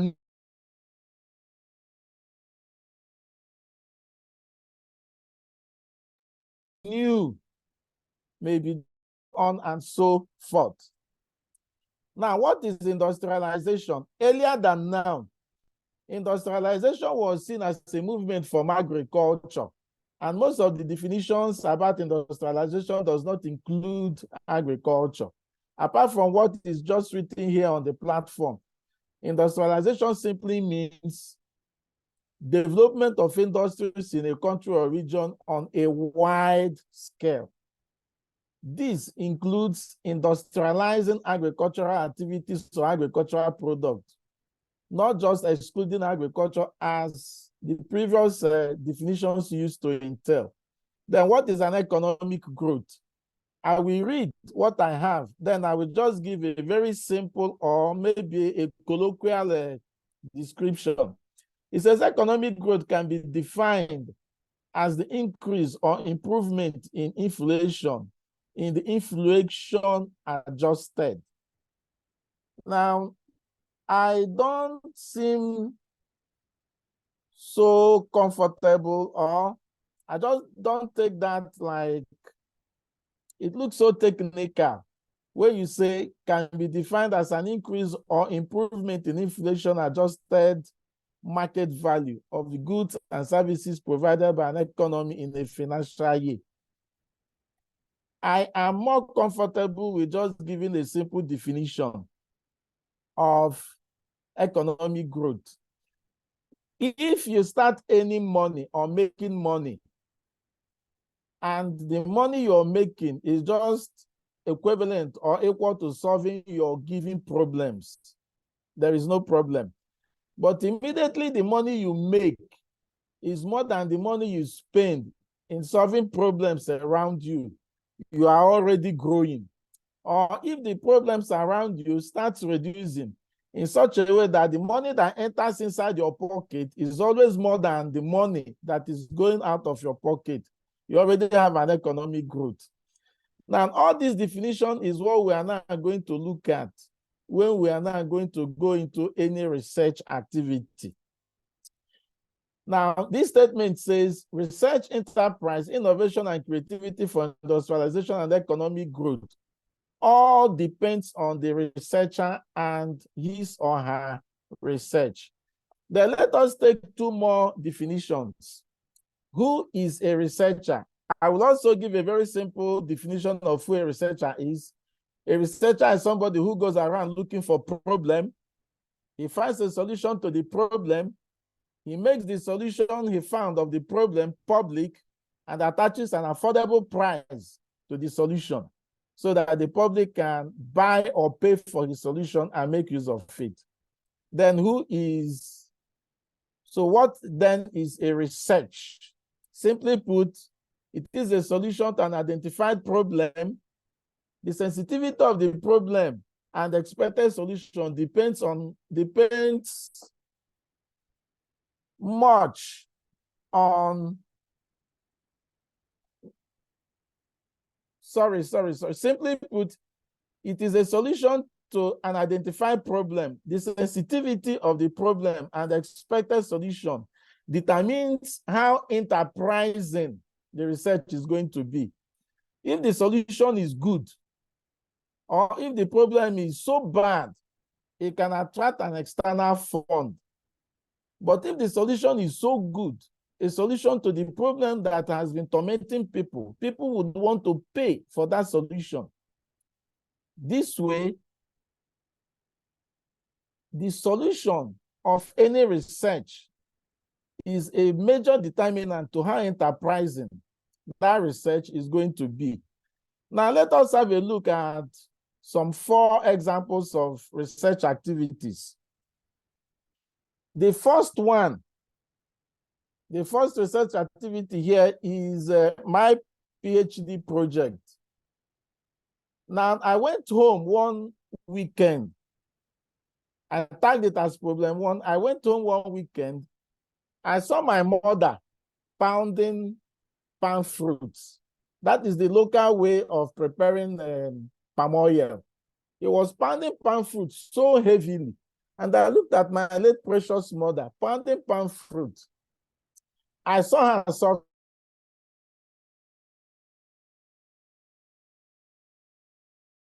suffering. I decided to go and help her and I started pounding the palm. I didn't want to see my mother suffering, pounding. Then when I went to help my mother and I started doing the pounding myself, I incurred a second problem. My hands got blistered. For 2-3 days, I couldn't make use of my hands. It was all giving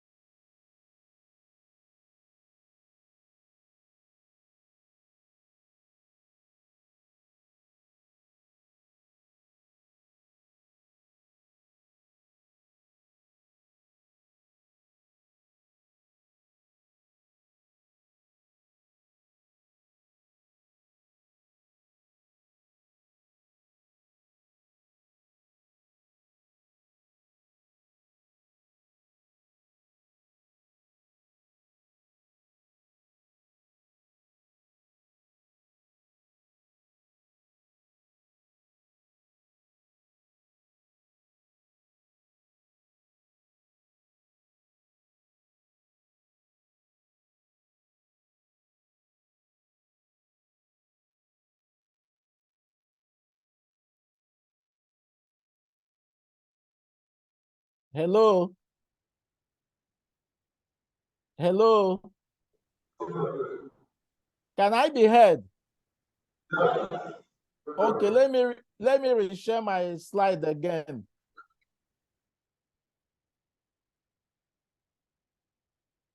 Okay. Now, based on this, there were already 2 problems. So that started the research topic for me. Actually, in the school, we start the research from a topic, but in real life, researchers start from a problem. From the example I've given, my beloved mother was suffering pounding. When I wanted to help, I got my hands blistered, and I couldn't make use of the hand for 3 days. So I now started thinking, how can I now remove man from pounding and maybe bring in a machine that can help in this pounding? Now, an innovation is the introduction of a machine that is going to digest the palm fruits instead of human beings doing it.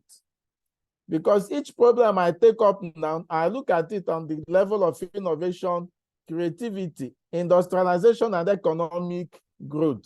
So the innovation here, the new thing that has to come in here is, earlier than this happened, my mother has been pounding fruit, palm fruits. Now, what is the new thing I'm going to introduce that is going to remove her from always pounding the palm fruit? So there is a need for a machine that's going to do the palm fruit digestion. What's creative in it? Yes, it's a new innovation. What is the new thing I'm going to add to what is already in existence?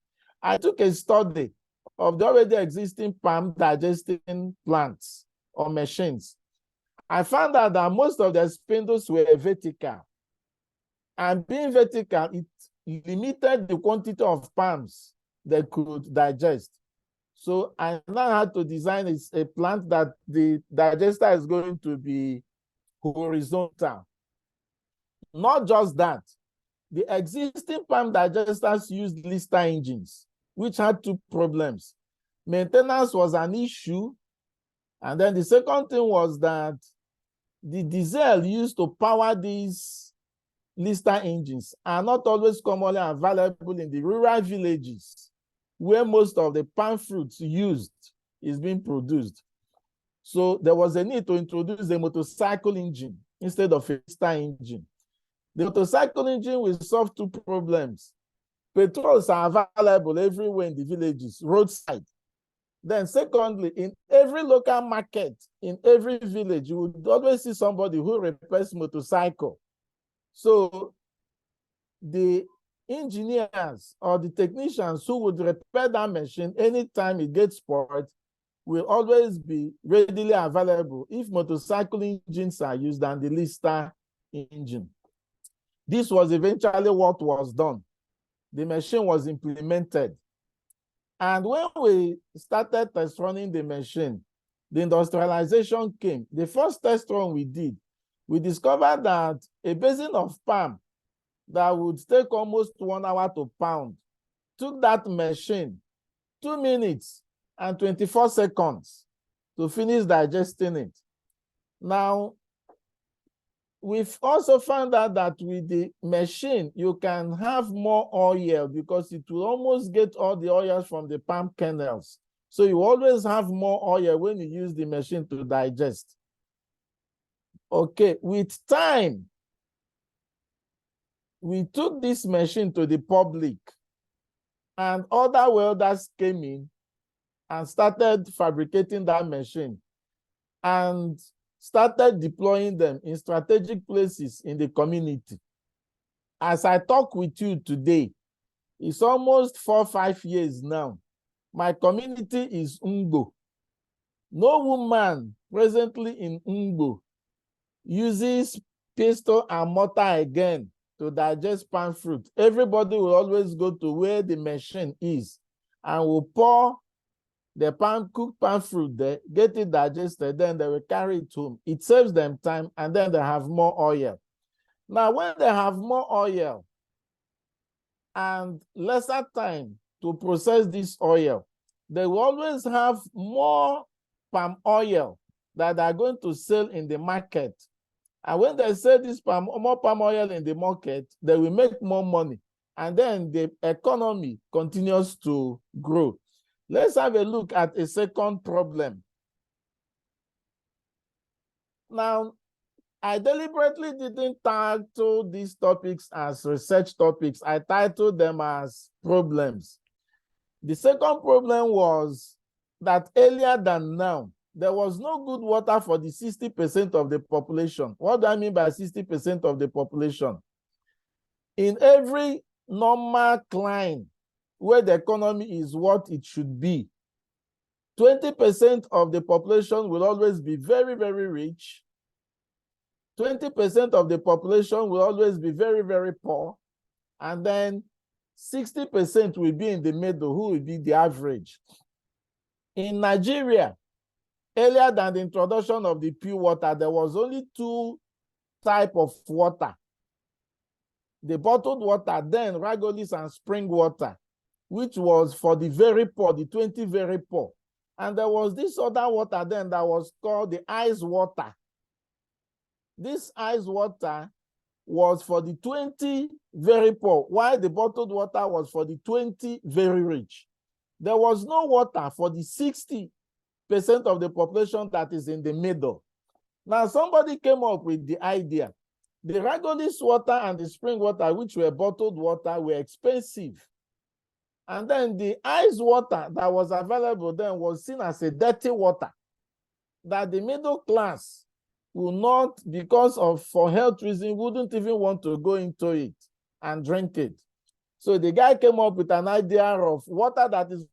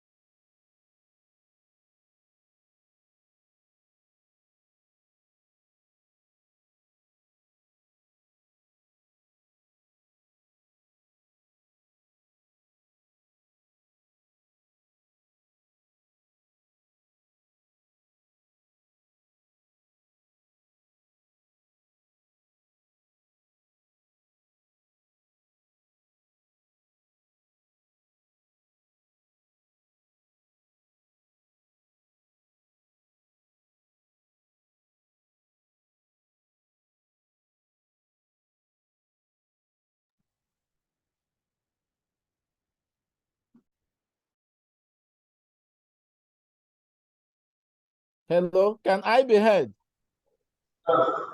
Okay, okay. Then let me go back to the slide.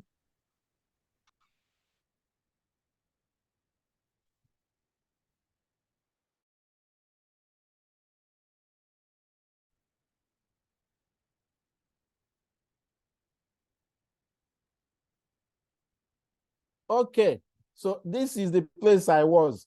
So there was an innovation to introduce water that will have the same treatment like the water contained in the bottled water.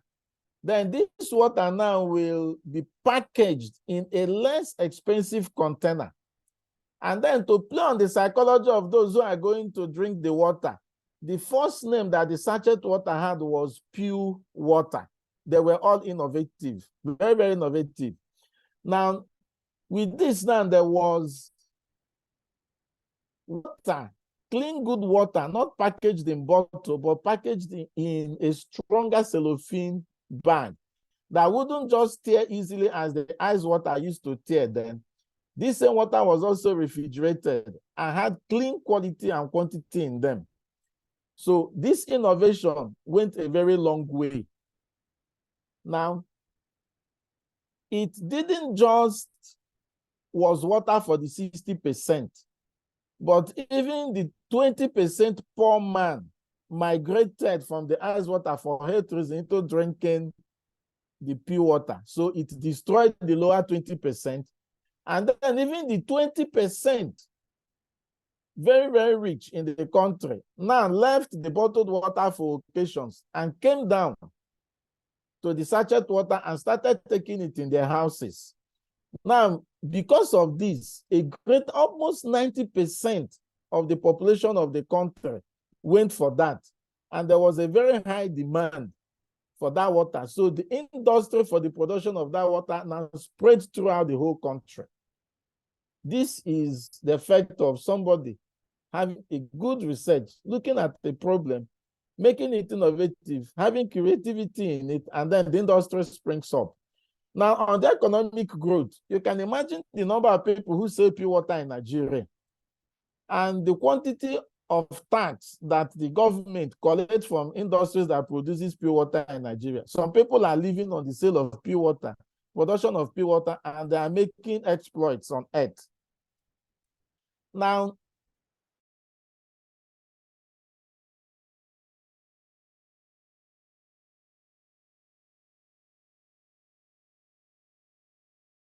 this third problem is not like an engineering thing, technical thing, machine thing. No, it is not.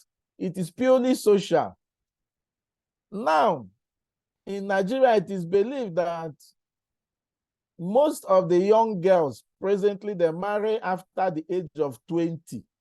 And the associated reason is that they spend from the year 2, year 3, up to the year of 20 years studying and graduating between 20 and 23, 24 in the university. That looks like the truth. Yes, and it is the truth. But there is another dangerous truth behind that reason. The reason is that Bureau of Statistics in the last census, or by the year 2019, the figure they published showed that there are about 4 million marriable women, more than the number of men who can marry them, which means there is 4 million girls or unmarried women, non-married women, more than the available men now in Nigeria to marry them. This has another underlying problem. Now, at birth or at infancy, any young family would want to have a male child. That is the truth. So from day 1 down to maybe 4 or 5 years, you still see the number of the boy child being more than the number of the girl child. But let us look at some factors. At conception, most of the unwanted pregnancy through research had always ended up being a baby girl. The reason is that the photos of the girl is difficult to be taken off by any of these abortifacients. The photos of a baby boy easily goes out. Now, when these kids are delivered, a baby boy and a baby girl, you see at the infant stage, the small baby girl will always be, the mother will always be, sit quiet, don't do this, don't do this other one. You are a girl, you are the other one. There is this care and there's this protectiveness about the baby girl so that the baby girl is not exposed. But you see the baby boy, somebody will say, my father, just jump up, do this other one. And the guy is being exposed. Most of the kids who have home accidents are always the baby boys because of this type of exposure. Then when they grow up and go into the university, the 90% factor comes into play. 1, 90% of the cultists in our universities are boys. 90% of the people who are killed as cultists in the university are also boys. 90% of the drivers on the main road are men. 90% of those who die in road accidents are also men. 90% of those who go into the police force, army, navy are men. 90% of those who die in the service are also men. 90% of Boko Haram are men. 90% of those who die as Boko Harams are also men. 90% of armed robbers are men. 90% of those who die as armed robbers are also men. Interestingly, some men will just grow up and say, I am not going to marry for religious reasons. They become celibates or they become priests. When you look at all these things, you find out that the number of men available to marry the available girls have reduced so much in such a way that the supply of girls now is more than the demand. You now see these girls staying up to 20, 24, 25, even after graduation without marriage. These are just the simple reason. A third problem emanating from this is that there's going to be increase in prostitution. There's going to be increase in children born out of wedlock. Such children now, when there's time to share the family inheritance, we have issues like if a son and the daughter is not married and has children in the father's house, and the son is married and has children, legitimate children, once it's time to share family inheritance, how is it going to be shared? These are time bombs that is going to be exploded sooner or later. Now, looking at this problem, let me not call it research topic, but looking at this problem, what could be the innovation in solving this given problem? If this is a research topic, can it be funded by an external body? Yes. If you get a solution to this problem, can it add to an economic growth? We will see before the end of this presentation. Now let's look at the innovation. Will it be an innovative idea for the churches to copy what the Muslims are doing? Muslims are permitted to marry more than one wife. Will it be innovative for the churches to permit their own men to marry more than one wife, maybe 4 or 5 or 6? The book of the Bible said a time will come when there will be 4 women to 1 man, begging the man, we have our own food. Just let us answer your name as married women. Have we actually come to that stage in Nigeria? Maybe or maybe not. Now, the second innovative approach is, are we going to encourage, for some religion, the priests, they don't marry? Are we going to encourage priests to start marrying? It's an idea that could be looked into. Then the third one, are we going to encourage more of the girls who are not married, maybe, to go into the Reverend Sisterhood? There are just women who decide, I am not going to marry. Is that going to be another innovation? let me throw the innovations in this very particular problem open. The answer depends on you. Now, what are the creativities in this? How can we make the new things now live in this type of scenario? The first thing I put here looks a little bit dangerous, but it's a research. Are we going to start exposing the girl child to risk of maybe them becoming drivers? All these things that reduce the number of boys in the population. Are we going to start exposing the girl child to such things so that their numbers already will be reduced? Or are we going to now give the girl child training beyond maybe being a seamstress, a tailor, which is known as the industry of the girl child, to other industries like a girl becoming a mechanic and so many other things? Or are we going to take the industry? Because in most villages, it is believed that the female fold control or drive the agricultural industry. Are we going to go and industrialize agriculture for the sake of the girl child? So that if a girl child grows into a woman and couldn't marry, she will now make enough money for herself, become very, very wealthy, have her own children without an identified father, and bequeath her own legacy and inheritances or what she has achieved to her children, so that the problem of sharing family inheritances will now be reduced. It's an option. Everybody should think about it. Now, how will this lead to an economic growth? Assuming because of the number of the population of the girls, that industry that is going to support and make a girl child an independent entity, and make the girl child a breadwinner, and make the girl child so sustainable that the girl child can take care of a family. If such industries grow up, and this number of the girls that are now not married go into such industry, then it's most certainly that the economy of that area would increase, because industry produces more things that you can put into the public and then generate revenue for it. Then the government can come into such industry and put 1 or 2 taxes in it and generate revenue for the states. This way, the economy of the environment will also grow.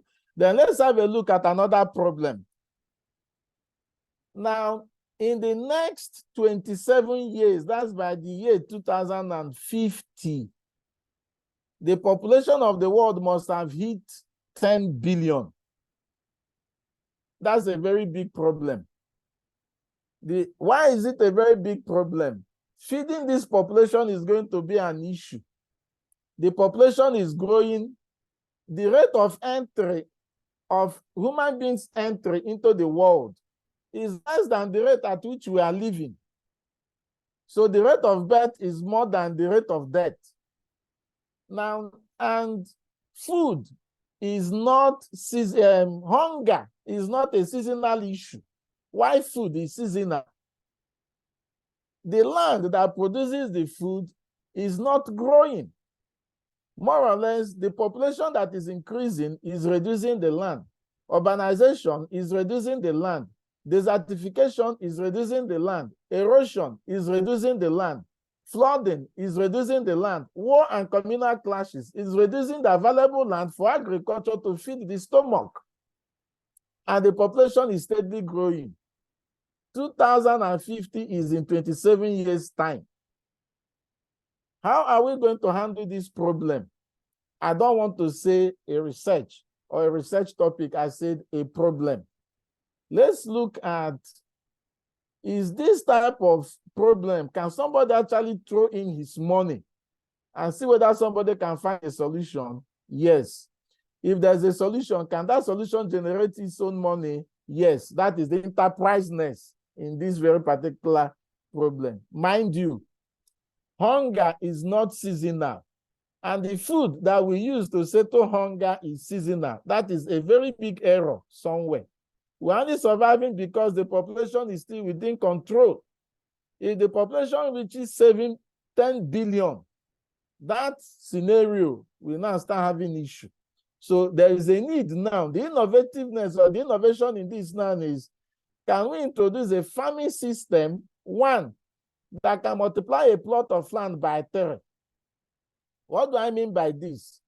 If you used to get 2 tubers of yam from a plot of land, can there be a farming system that can make you now get 2 multiplied by 3? That's 6 tubers of yam from the same plot of land.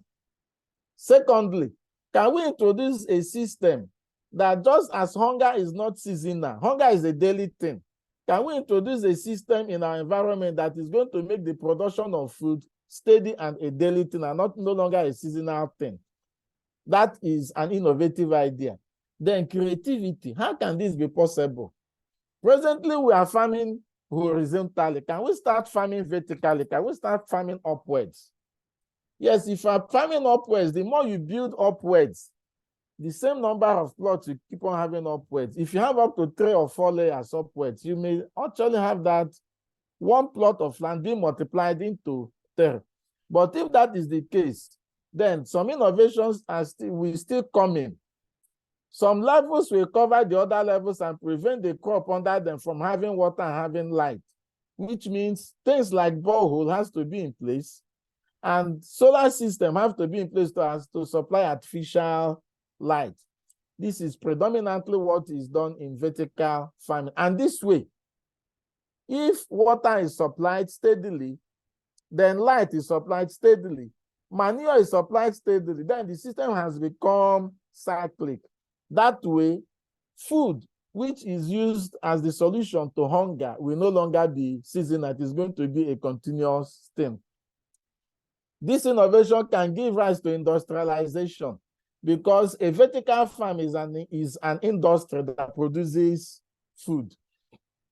It simply means that there could be an integration in that vertical farm when water will be supplied steadily, light steadily, manure steadily. Then human activities in such farms should be automated so that the human involvement or human labor input will be minimal. That way, the man becomes a supervisor in the farm than being a farmer in the farm. Then food will be produced all year round. If you produce 3 times what you produce in 1 plot of land in a year, and you take that quantity into the market and sell it, you make 3 times more than what you used to make when you were just making use of 1 plot of land. That is an economic growth.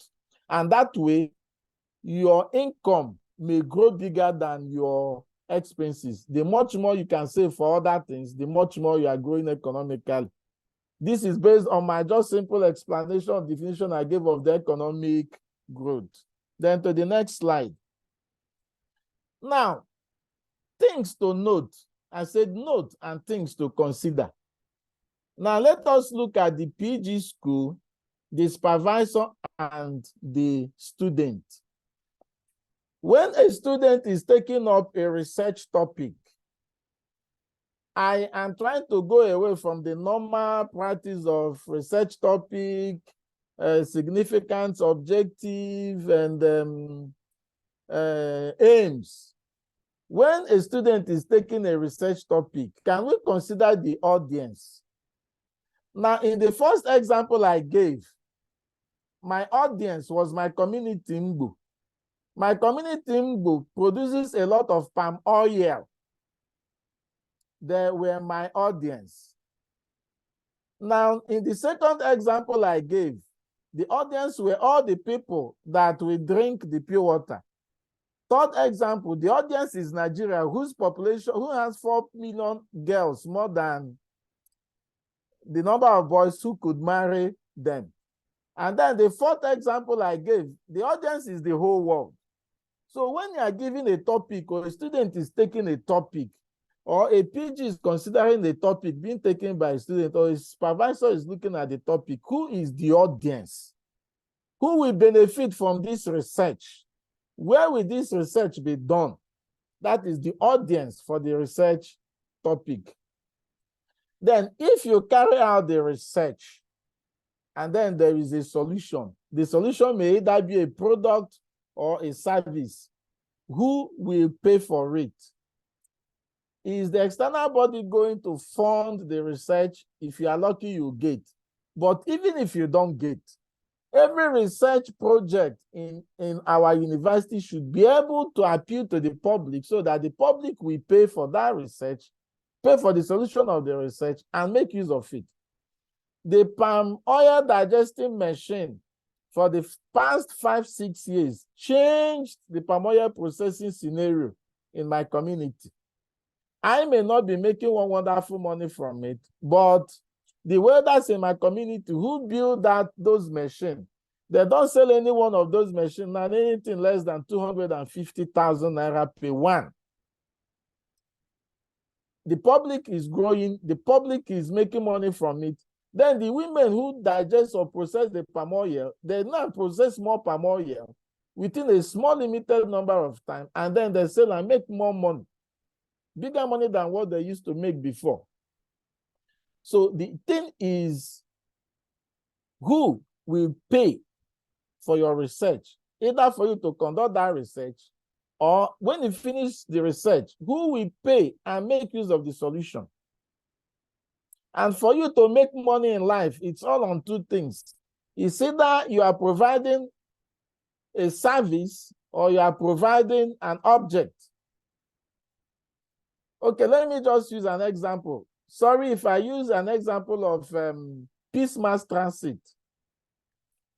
Peace Mass Transit go to buy buses from the bus manufacturers. The bus manufacturers sell a product to Peace Mass, and Peace Mass Transit come and use that product and deliver a service to the people.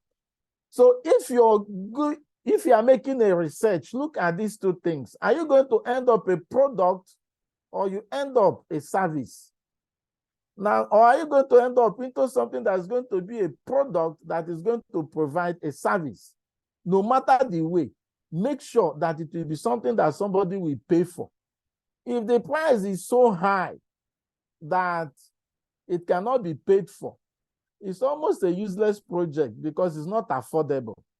If it is too low, it wouldn't have significance. It just has to be very, very moderate so that you, the researcher, will make money from it. Now, in the audience and in the product, who is going to pay? What character, what level of the audience should you be targeting when you're doing your research? There's an instance I've given before that in every society, normal economic society, there's always the 20 very poor, 60 average, 20 very rich. The target of every researcher should always be that 60 on the middle, in the middle. The reason is that that's where the greater number is. If the 60 in the middle can buy your product and you make a gain of 20 naira, you make more money than when the 20 up buy your product and you make a gain of 40 naira, or the 20 that can't even afford. So all our product, research products should be targeted to the 60, the middle population.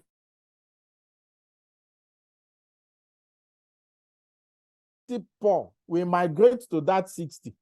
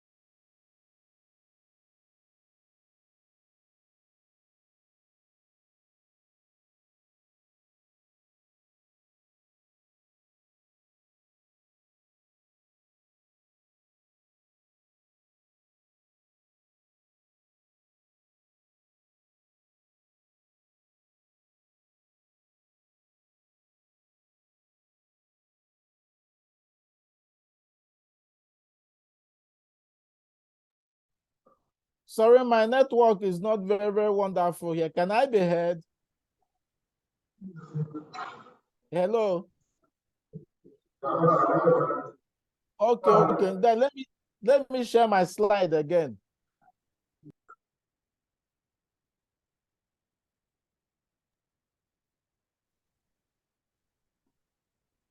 Okay.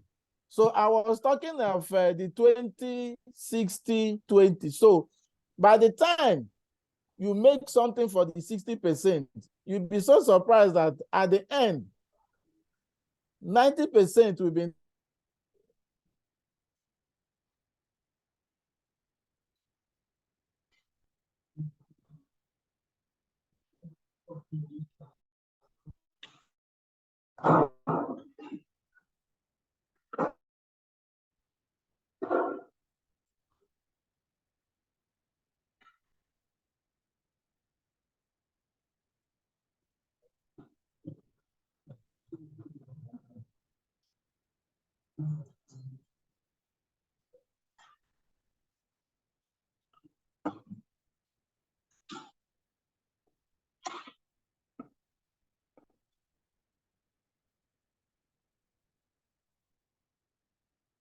Sorry, I'm back again. Okay.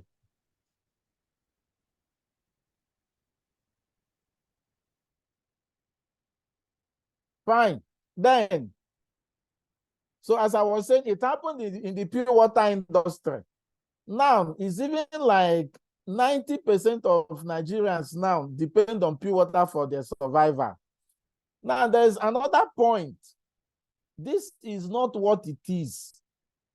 It is not what we do in the academic world, because just like the first presenter said, our researches are targeted towards wonderful journal papers, wonderful journal topics that is going to help us and make a promotion. Now, can we do a small shift from doing a research that's going to earn us a certificate into doing a research that is going to make us make money? If that becomes the case, the student will be so much eager and the passion will be so high, knowing that at the end of this research, we start making money for a life, for his living. The student will now be so much interested in. Let us stop putting much emphasis on research for certificate. Let's be putting this emphasis on research for money. Just as I said at the beginning of the first slide, look, apart from God, nothing again answers prayer on earth like money, apart from God in heaven. So research being the center thing that we do, one of the center things we do in the university should be get towards money. So that anytime you remove God, the next thing that we do in the university is something that will not have to give us money. That's personal. That's my own personal belief, personal opinion. Every research, though, to give us a certificate, but a good aspect of that research should be tailored towards how will this research make money. Anytime money starts coming, the economy starts becoming very, very better. Now, this last topic here, let us look at the gown and the town. The gown is the university, the town is the public. Now, there is a project I gave to one of my students. I was like, young man, I want you to do a project that we can eventually go and give back to innocent. And he was like, what do I mean? I said, I give you an idea. One problem we have where we live is that NEPA is not constant. NEPA is not steady. Anytime NEPA comes, you have to go and switch on the sumo if you have a borehole so that the sumo will start pumping water. Most of the time, NEPA will go, you don't even know that the sumo was on. The sumo will keep on pumping, and then some of the time it pumps and gets burnt. Now, if there's enough water, the sumo keeps on pumping even when the tank is filled. So we waste energy. We waste water. Because the water is coming from the sumo does not mean it is cheap. The one that we feel is the energy we use in pumping the water because we pay for it. Now, we waste two essential things, energy, and then we waste water. Now I told the young man, why don't we come up with a tank? Design an automated system around this tank in such a way that anytime that tank is filled, the sumo is automatically turned off. And anytime the tank is not filled and NEPA brings back light, the sumo will automatically start pumping. This way, you don't bother, even if NEPA brings light in the night, the system is there to start pumping the water. Then nobody's life is risked that I came out to pump the sumo, I came out to switch the water, I didn't know that time robbers were around, then they attacked me. No, all those are eliminated. Now we sat down, made the design, and I told the young man, this is now done in the university. The guy has finished his own part. See whether you can take this project to a company like Keynote that produces GP tanks and tell them, this is an idea I have, and incorporate it inside this your tank. Any money you make, give me one small percentage of that money as the man who owns the idea. And that system is still ongoing. That process is still on. Now, the university should have a system where each project that is done in the system should be taken to the industry, and the university should come as the middleman. The industry, don't cheat this researcher. The researcher, don't cheat this industry. We will have an agreement. Whatever quantity you produce of this product, this small researcher, the young researcher is going to have a certain percentage of that money. And the young researcher, don't be envious because this man is the one who is taking you out to the public and making your product known by everybody. This way, the gown and the town will now come together. Then the university should have this idea of going out to find out what the public needs and finding out an industry that can implement that if a good research done in the university is done so that there's a product. And then if this is done, the university does the research to solve a public problem, and there's an industry to build a product or to give the services, then everybody should share. The public will pay for this, for the product or the service. The university, as the institution where the research is done, should get some percentage of the money. The researcher should also get some percentage of the money. This way, the university and the researcher will be getting money as long as those products is still out there in the public. Then nobody will be cheated. The university is a very big institution that everybody will be careful on doing anything with them. Thank you, and thanks for listening.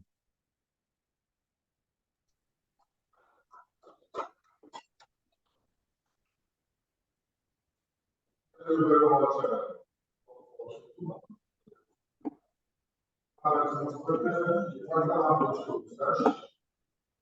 What is the problem?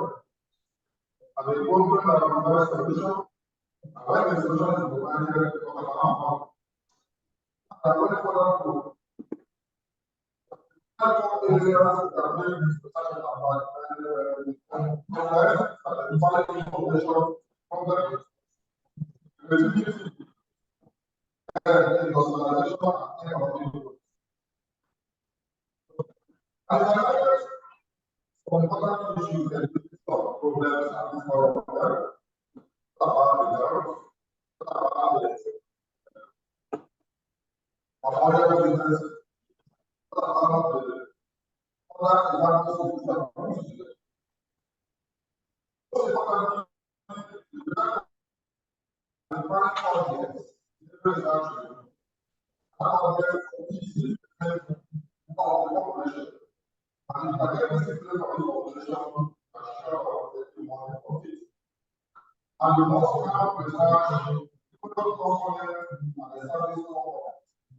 Because the component and service component, they are presently divided in few of science and the arts.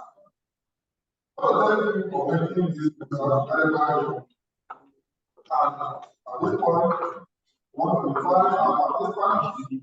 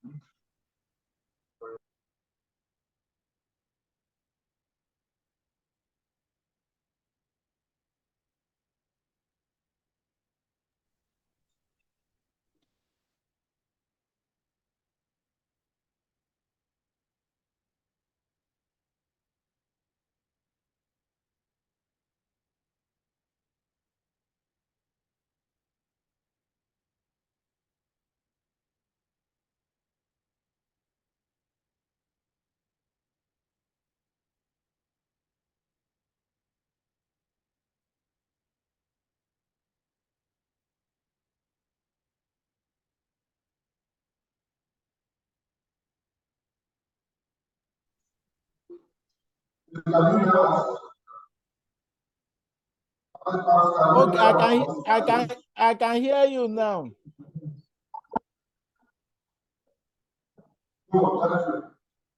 Hello?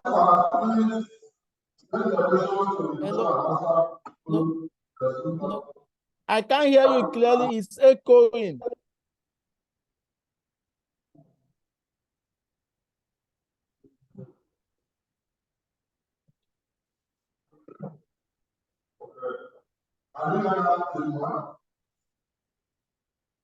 No, it is still echoing.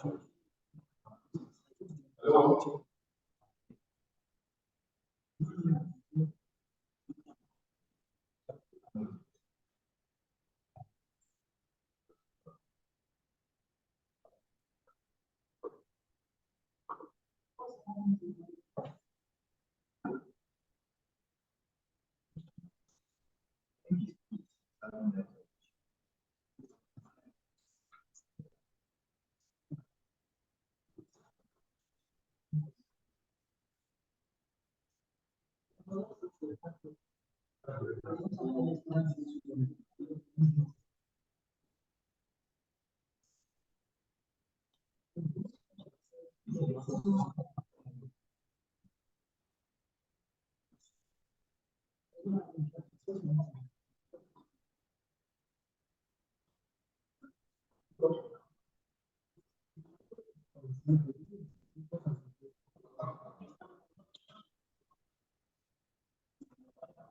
can see, you can hear me because of chat.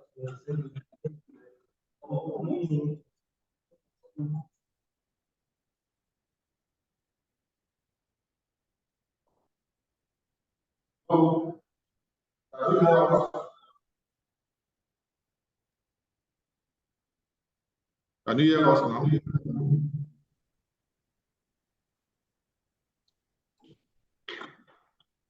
Dr. Ituma, can you hear us?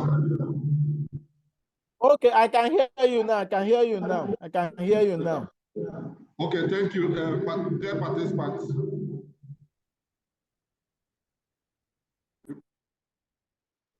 you can send your questions to the WhatsApp while we advise on test competitions already presented.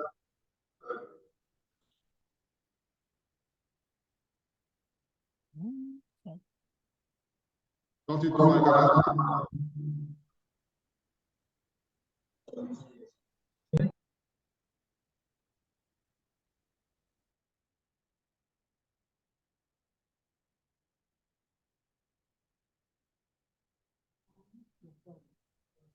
Dr. Ituma, you can go ahead.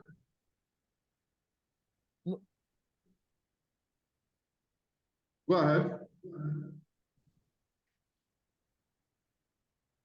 I can't hear. We can hear you, so go ahead. What's the question? Go to the question and answer column. The questions are there. Okay. All right. Now the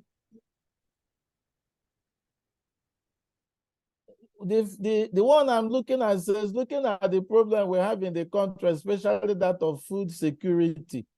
How can we engage the government to help researchers create full awareness on how to produce daily food products? The issue here is that the approach has to be disruptive. Disruptive means you have to go away from what it used to be. What it used to be is when you plant, you wait for a season, and the season comes, the season goes, and then that is all. No. This time around, the school has to come up with an idea of.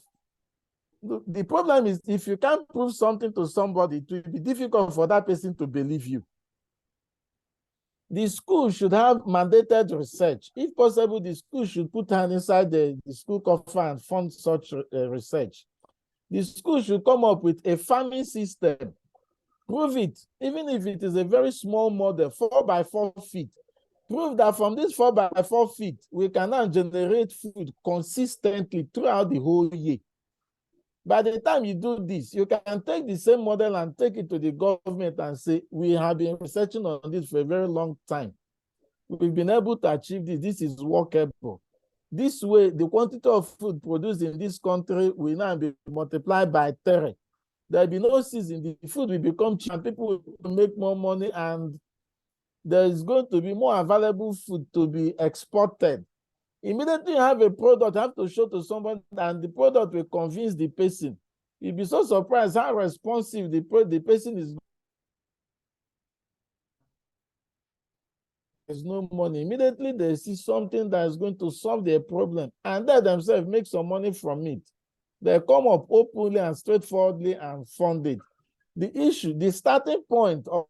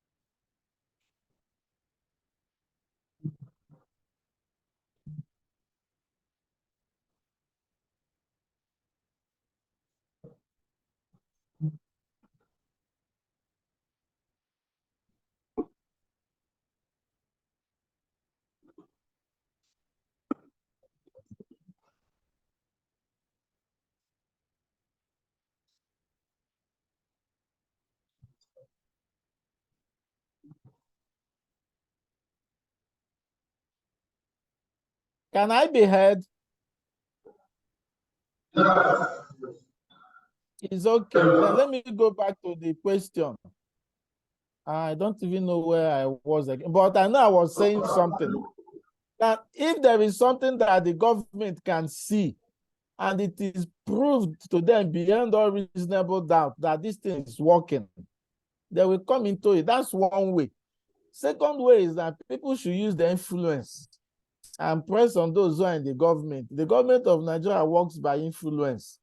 But you see that first one, having something for them to see and being convinced is a better approach than the influence, because if you influence them and the thing does not work, the second time you go there, they may not listen to you.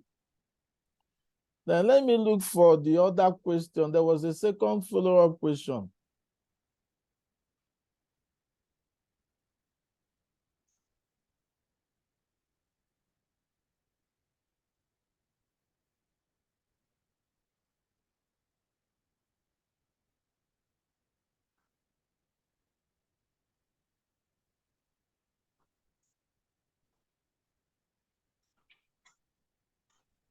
Oh no, this one may not be from the Department of, my question is on.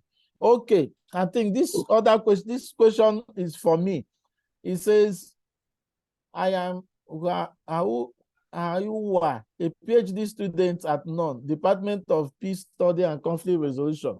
My question is on population of study. If you want to research on FCT Abuja, where the only credible population is that of 2016.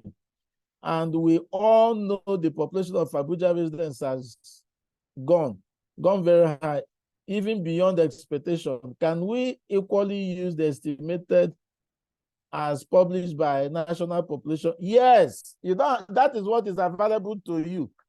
Then you can assume a factor and do a multiplication with that factor. That's just the only thing you can do. Nothing again. Then the next one says,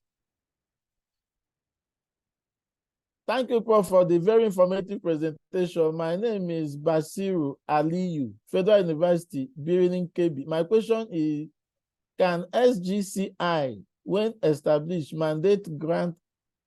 I think this one may not be for me, it will be for the previous presenter. Then let me have a look at Sunday Henry Onyeka. He said, a PhD student in the Department of Business Administration at National Open University, Nigeria. Thank you, Prof, for an insightful presentation. It was a strategic framework for managing corporate expansion. What are the impact of artificial intelligence on business strategies and performance? Now, artificial intelligence has a very big impact on everything. The impact, artificial intelligence means taking human intelligence and giving it to machine. This is a very simple definition. When you take human intelligence and build what is called knowledge base, and then you give that intelligence to machine in such a way that that machine can complement the man in a given area or totally replace the man who built something that has artificial intelligence. The impact is that whatever man can do in any endeavor, these machines can do, and the present machines are too innovative that they can even mimic what is called reasoning. They can also replace man. Not just that, these machines are built in such a way that they are going to remove the weaknesses of man. And immediately the weaknesses of men are removed, productivity becomes very, very high. The impact of AI in the world cannot be estimated because it's almost in all human endeavors that are already there now. Then we got that done. Is there any limit to a number of engagements a prof can be involved with in order for them to have time for the postgraduate students? Because many work towards getting grants and neglect their PhD student. This very particular question is a very big issue. Any professor who gets a grant should make their PhD students apprentice to that very particular research. Then that way you don't neglect your students. But if your student does not have anything to do with the research grant you have, there's going to be an issue. Every research has a beginning time and an end time, and you must work within that time and satisfy and prove the worth of the money that has been given to you. If you have a student who is not in tandem with the research you got a grant for, and the professor can't make out time for that student, most certainly the student will keep on suffering until the professor is done with the grant. But if there's any way the student can be part of the grant, it is better, because as the professor is working on the grant, the student is also working on his or her research topic. If not, just plead with the professor and let there be a good time management so that the professor will have enough time for his research and have enough time for you. Good afternoon, everyone. Sir, I'm sorry for joining lately due to power failure. Is my name from the Department of Political Science. Please, sir, my question is about where to put methodology, because there is a contradiction. You will see the presentation I gave, I didn't put it in methodology, in aim, and in objective. Please, go to the format your school using reporting the PhD work or the research work, adopt it. But the presentation I gave, I put it under enterprise, innovation, creativity, then industrialization and economic growth.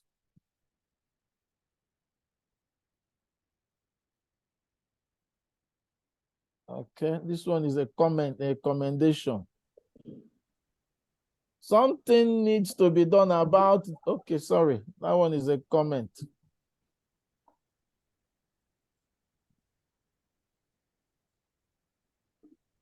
My question is on research and to use research questions and the same time, but some.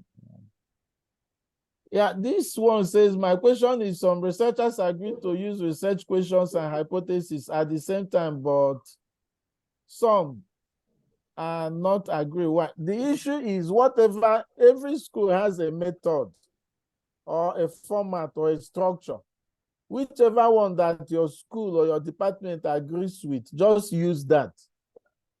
If you don't, your school may not accept what you've done, but the issue is make sure that there is always a solution to the problem that you're using as your research topic.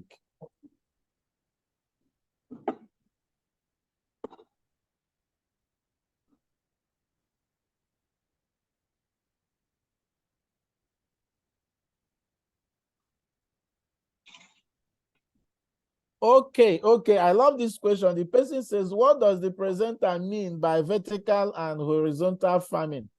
I need a bit of clarification on that, please. Now, the present method of farming is horizontal. You farm on the land. You farm on the land, so you're farming horizontally. But if it is vertically, you farm upwards. You go up, and that means that you farm in levels, in sections. That was why I said if you farm vertically, some level will prevent water and sun, natural water and sun, from falling under the plants under them. So in farming vertically, there is most certainly a need for artificial provision of water, sun, and soil nutrient. Then, but the issue now is that when you farm vertically, if the structure is sitting on one plot of land and then you have three sections, three levels of that structure, you simply have three plots of land within one plot of land. So when you farm horizontal, when you just farm on the land and then you keep on farming on the land, it is time horizontal farming. But when you farm into the space using structures, it is vertical farming.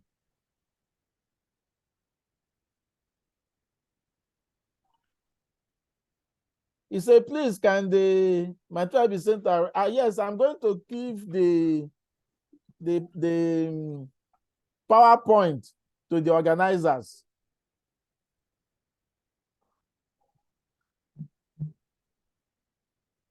How can research enterprises like our university in Nigeria enhance collaboration and knowledge exchange to foster innovative solution in addressing the country's socio-economic challenges. Every research should be geared towards a solution, and every solution should be a solution that somebody should pay for. Now, every good research will most certainly encourage collaboration. Let me use the first problem I used as an example. Actually, what I did was I had the idea, did the design, and then I now did the control software that was going to power that machine. I have a younger brother who read material and metallurgical engineering. He was the one that cannibalized my father's motorcycle and brought out the engine and fabricated the digester. Then we know nothing about taking this to the public. We had to invite somebody who read mass comm, who started advertising the machine. So if you're involved in a research, or if you're a researcher, be as sincere as to identify your own limitations. Immediately you get to the point you can do, find where you're limited and find somebody who is good in that place you're limited, bring that person in. By the time you start bringing people in and the research work keeps on growing, everybody, then there's a very serious collaboration. But if you will start it from A and finish it to Z, you alone, there is going to be a very big issue. Find out in every research you get into, there must be a level you get to that research that you don't have much knowledge of. Find somebody who, even if the person is not part of that research, visit the person informally and ask the person, this is what I'm having, this is the problem I'm having, what do I have to do? Now, every research in the university is a collaborative activity because you have your supervisor. You have other lecturers in that department whom you can go and ask questions from. You have the department, you have even other people in that university. So whether we make the collaboration official or not, naturally in all the researches we do, there is collaboration in it. Then if it is a good collaboration, every research will always get out. One fundamental problem with engineers have is that we think that when we build this machine, we are good in marketing it. And when you take the wonderful machine you've built to the market, you find out that you can't even talk good talk. You can't even say good things that will make that machine marketable. You find somebody who is in marketing, just a very small explanation you give to the person. What that person will say about your machine will start to you. That some of the time you'll be like, how come this person is seeing all these things about this machine and you, the person who made it, didn't even see it? So let everybody have that collaborative mentality that will make the economic and social impact of every research work better. Don't think that it's only those who are in engineering or science field that make researches that can enhance what is it called, the economy of a situation of the country. There is something I keep on saying. I keep on telling people that it's better you produce one quack doctor than you produce one quack economist. And when I make this statement, people shout. One quack doctor can only kill one patient in the theater. Everybody will run away from that doctor. But one quack economist who becomes the president of a country will make one bad economic policy and everybody in that country will die. It's as simple as that.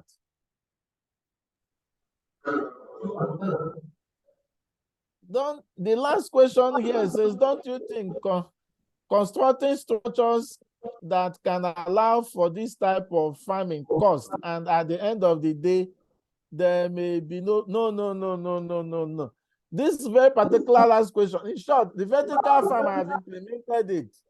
The issue is that the cost of implementing such farm, initial costs are very high.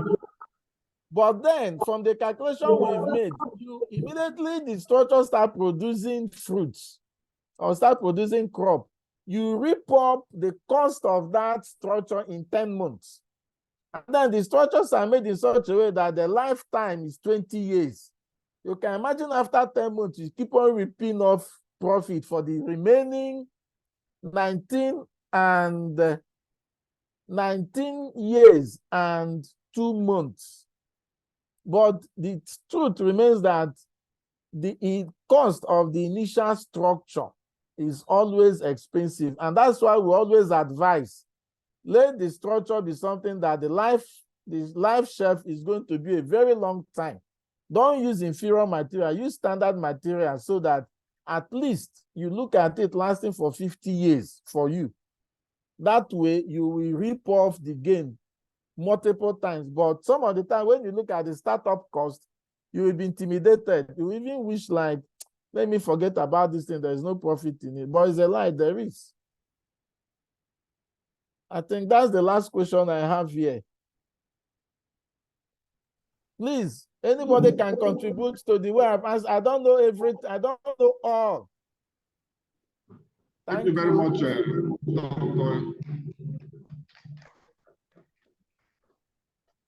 Thank you very much, Dr. Ituma. Let me apologize to our participants that have been experiencing poor audio system. Our technical crew is working hard to rectify that. And by tomorrow, I want to assure you that it will be better than what we had today. Tomorrow, we shall be having 2 more topics.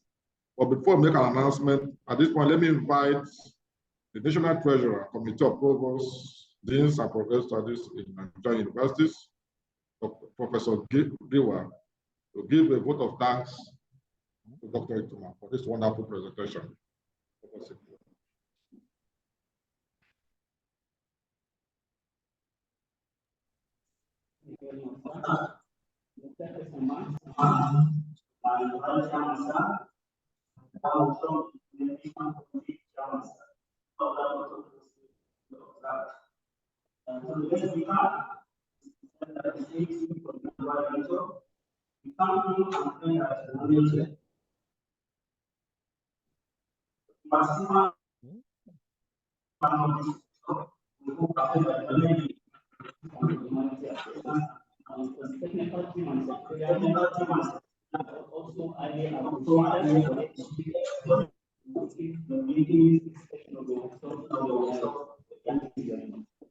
Thank you very much, Professor. Thank you. Thank you. Special announcement. Thank you. Special announcement.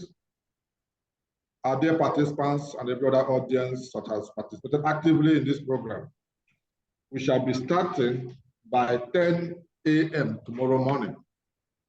During the presentation, we shall have 2 topics that will deal with innovative research and timeline and navigating the intricacies of research. At this juncture, I want to thank every one of you who have listened actively to this program. Please keep sending your questions and comments. I want to assure you that we want to improve what we are giving through the committee. During tomorrow's training, we have 2 wonderful presenters. The first of them will be Professor Uzoma Okoye, who will be presenting from University of Nigeria, Nsukka, and the title of that presentation will be Developing Research Timeline for Academics, Project Planning, and Navigating Through Challenges. The second presentation will be Professor Augustine Andover Tahule, Interim President, Illinois State University, USA. The topic will be Innovation in Literature Review, Problem Identification, and Solution Provision. These 2 topics will be covered tomorrow. I want to invite you again to be part of the program. Once more, thank you, our dear participants.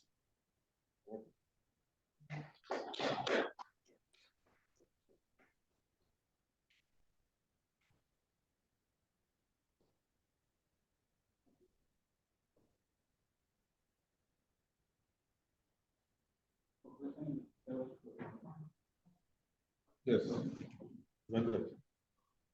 Adjournment.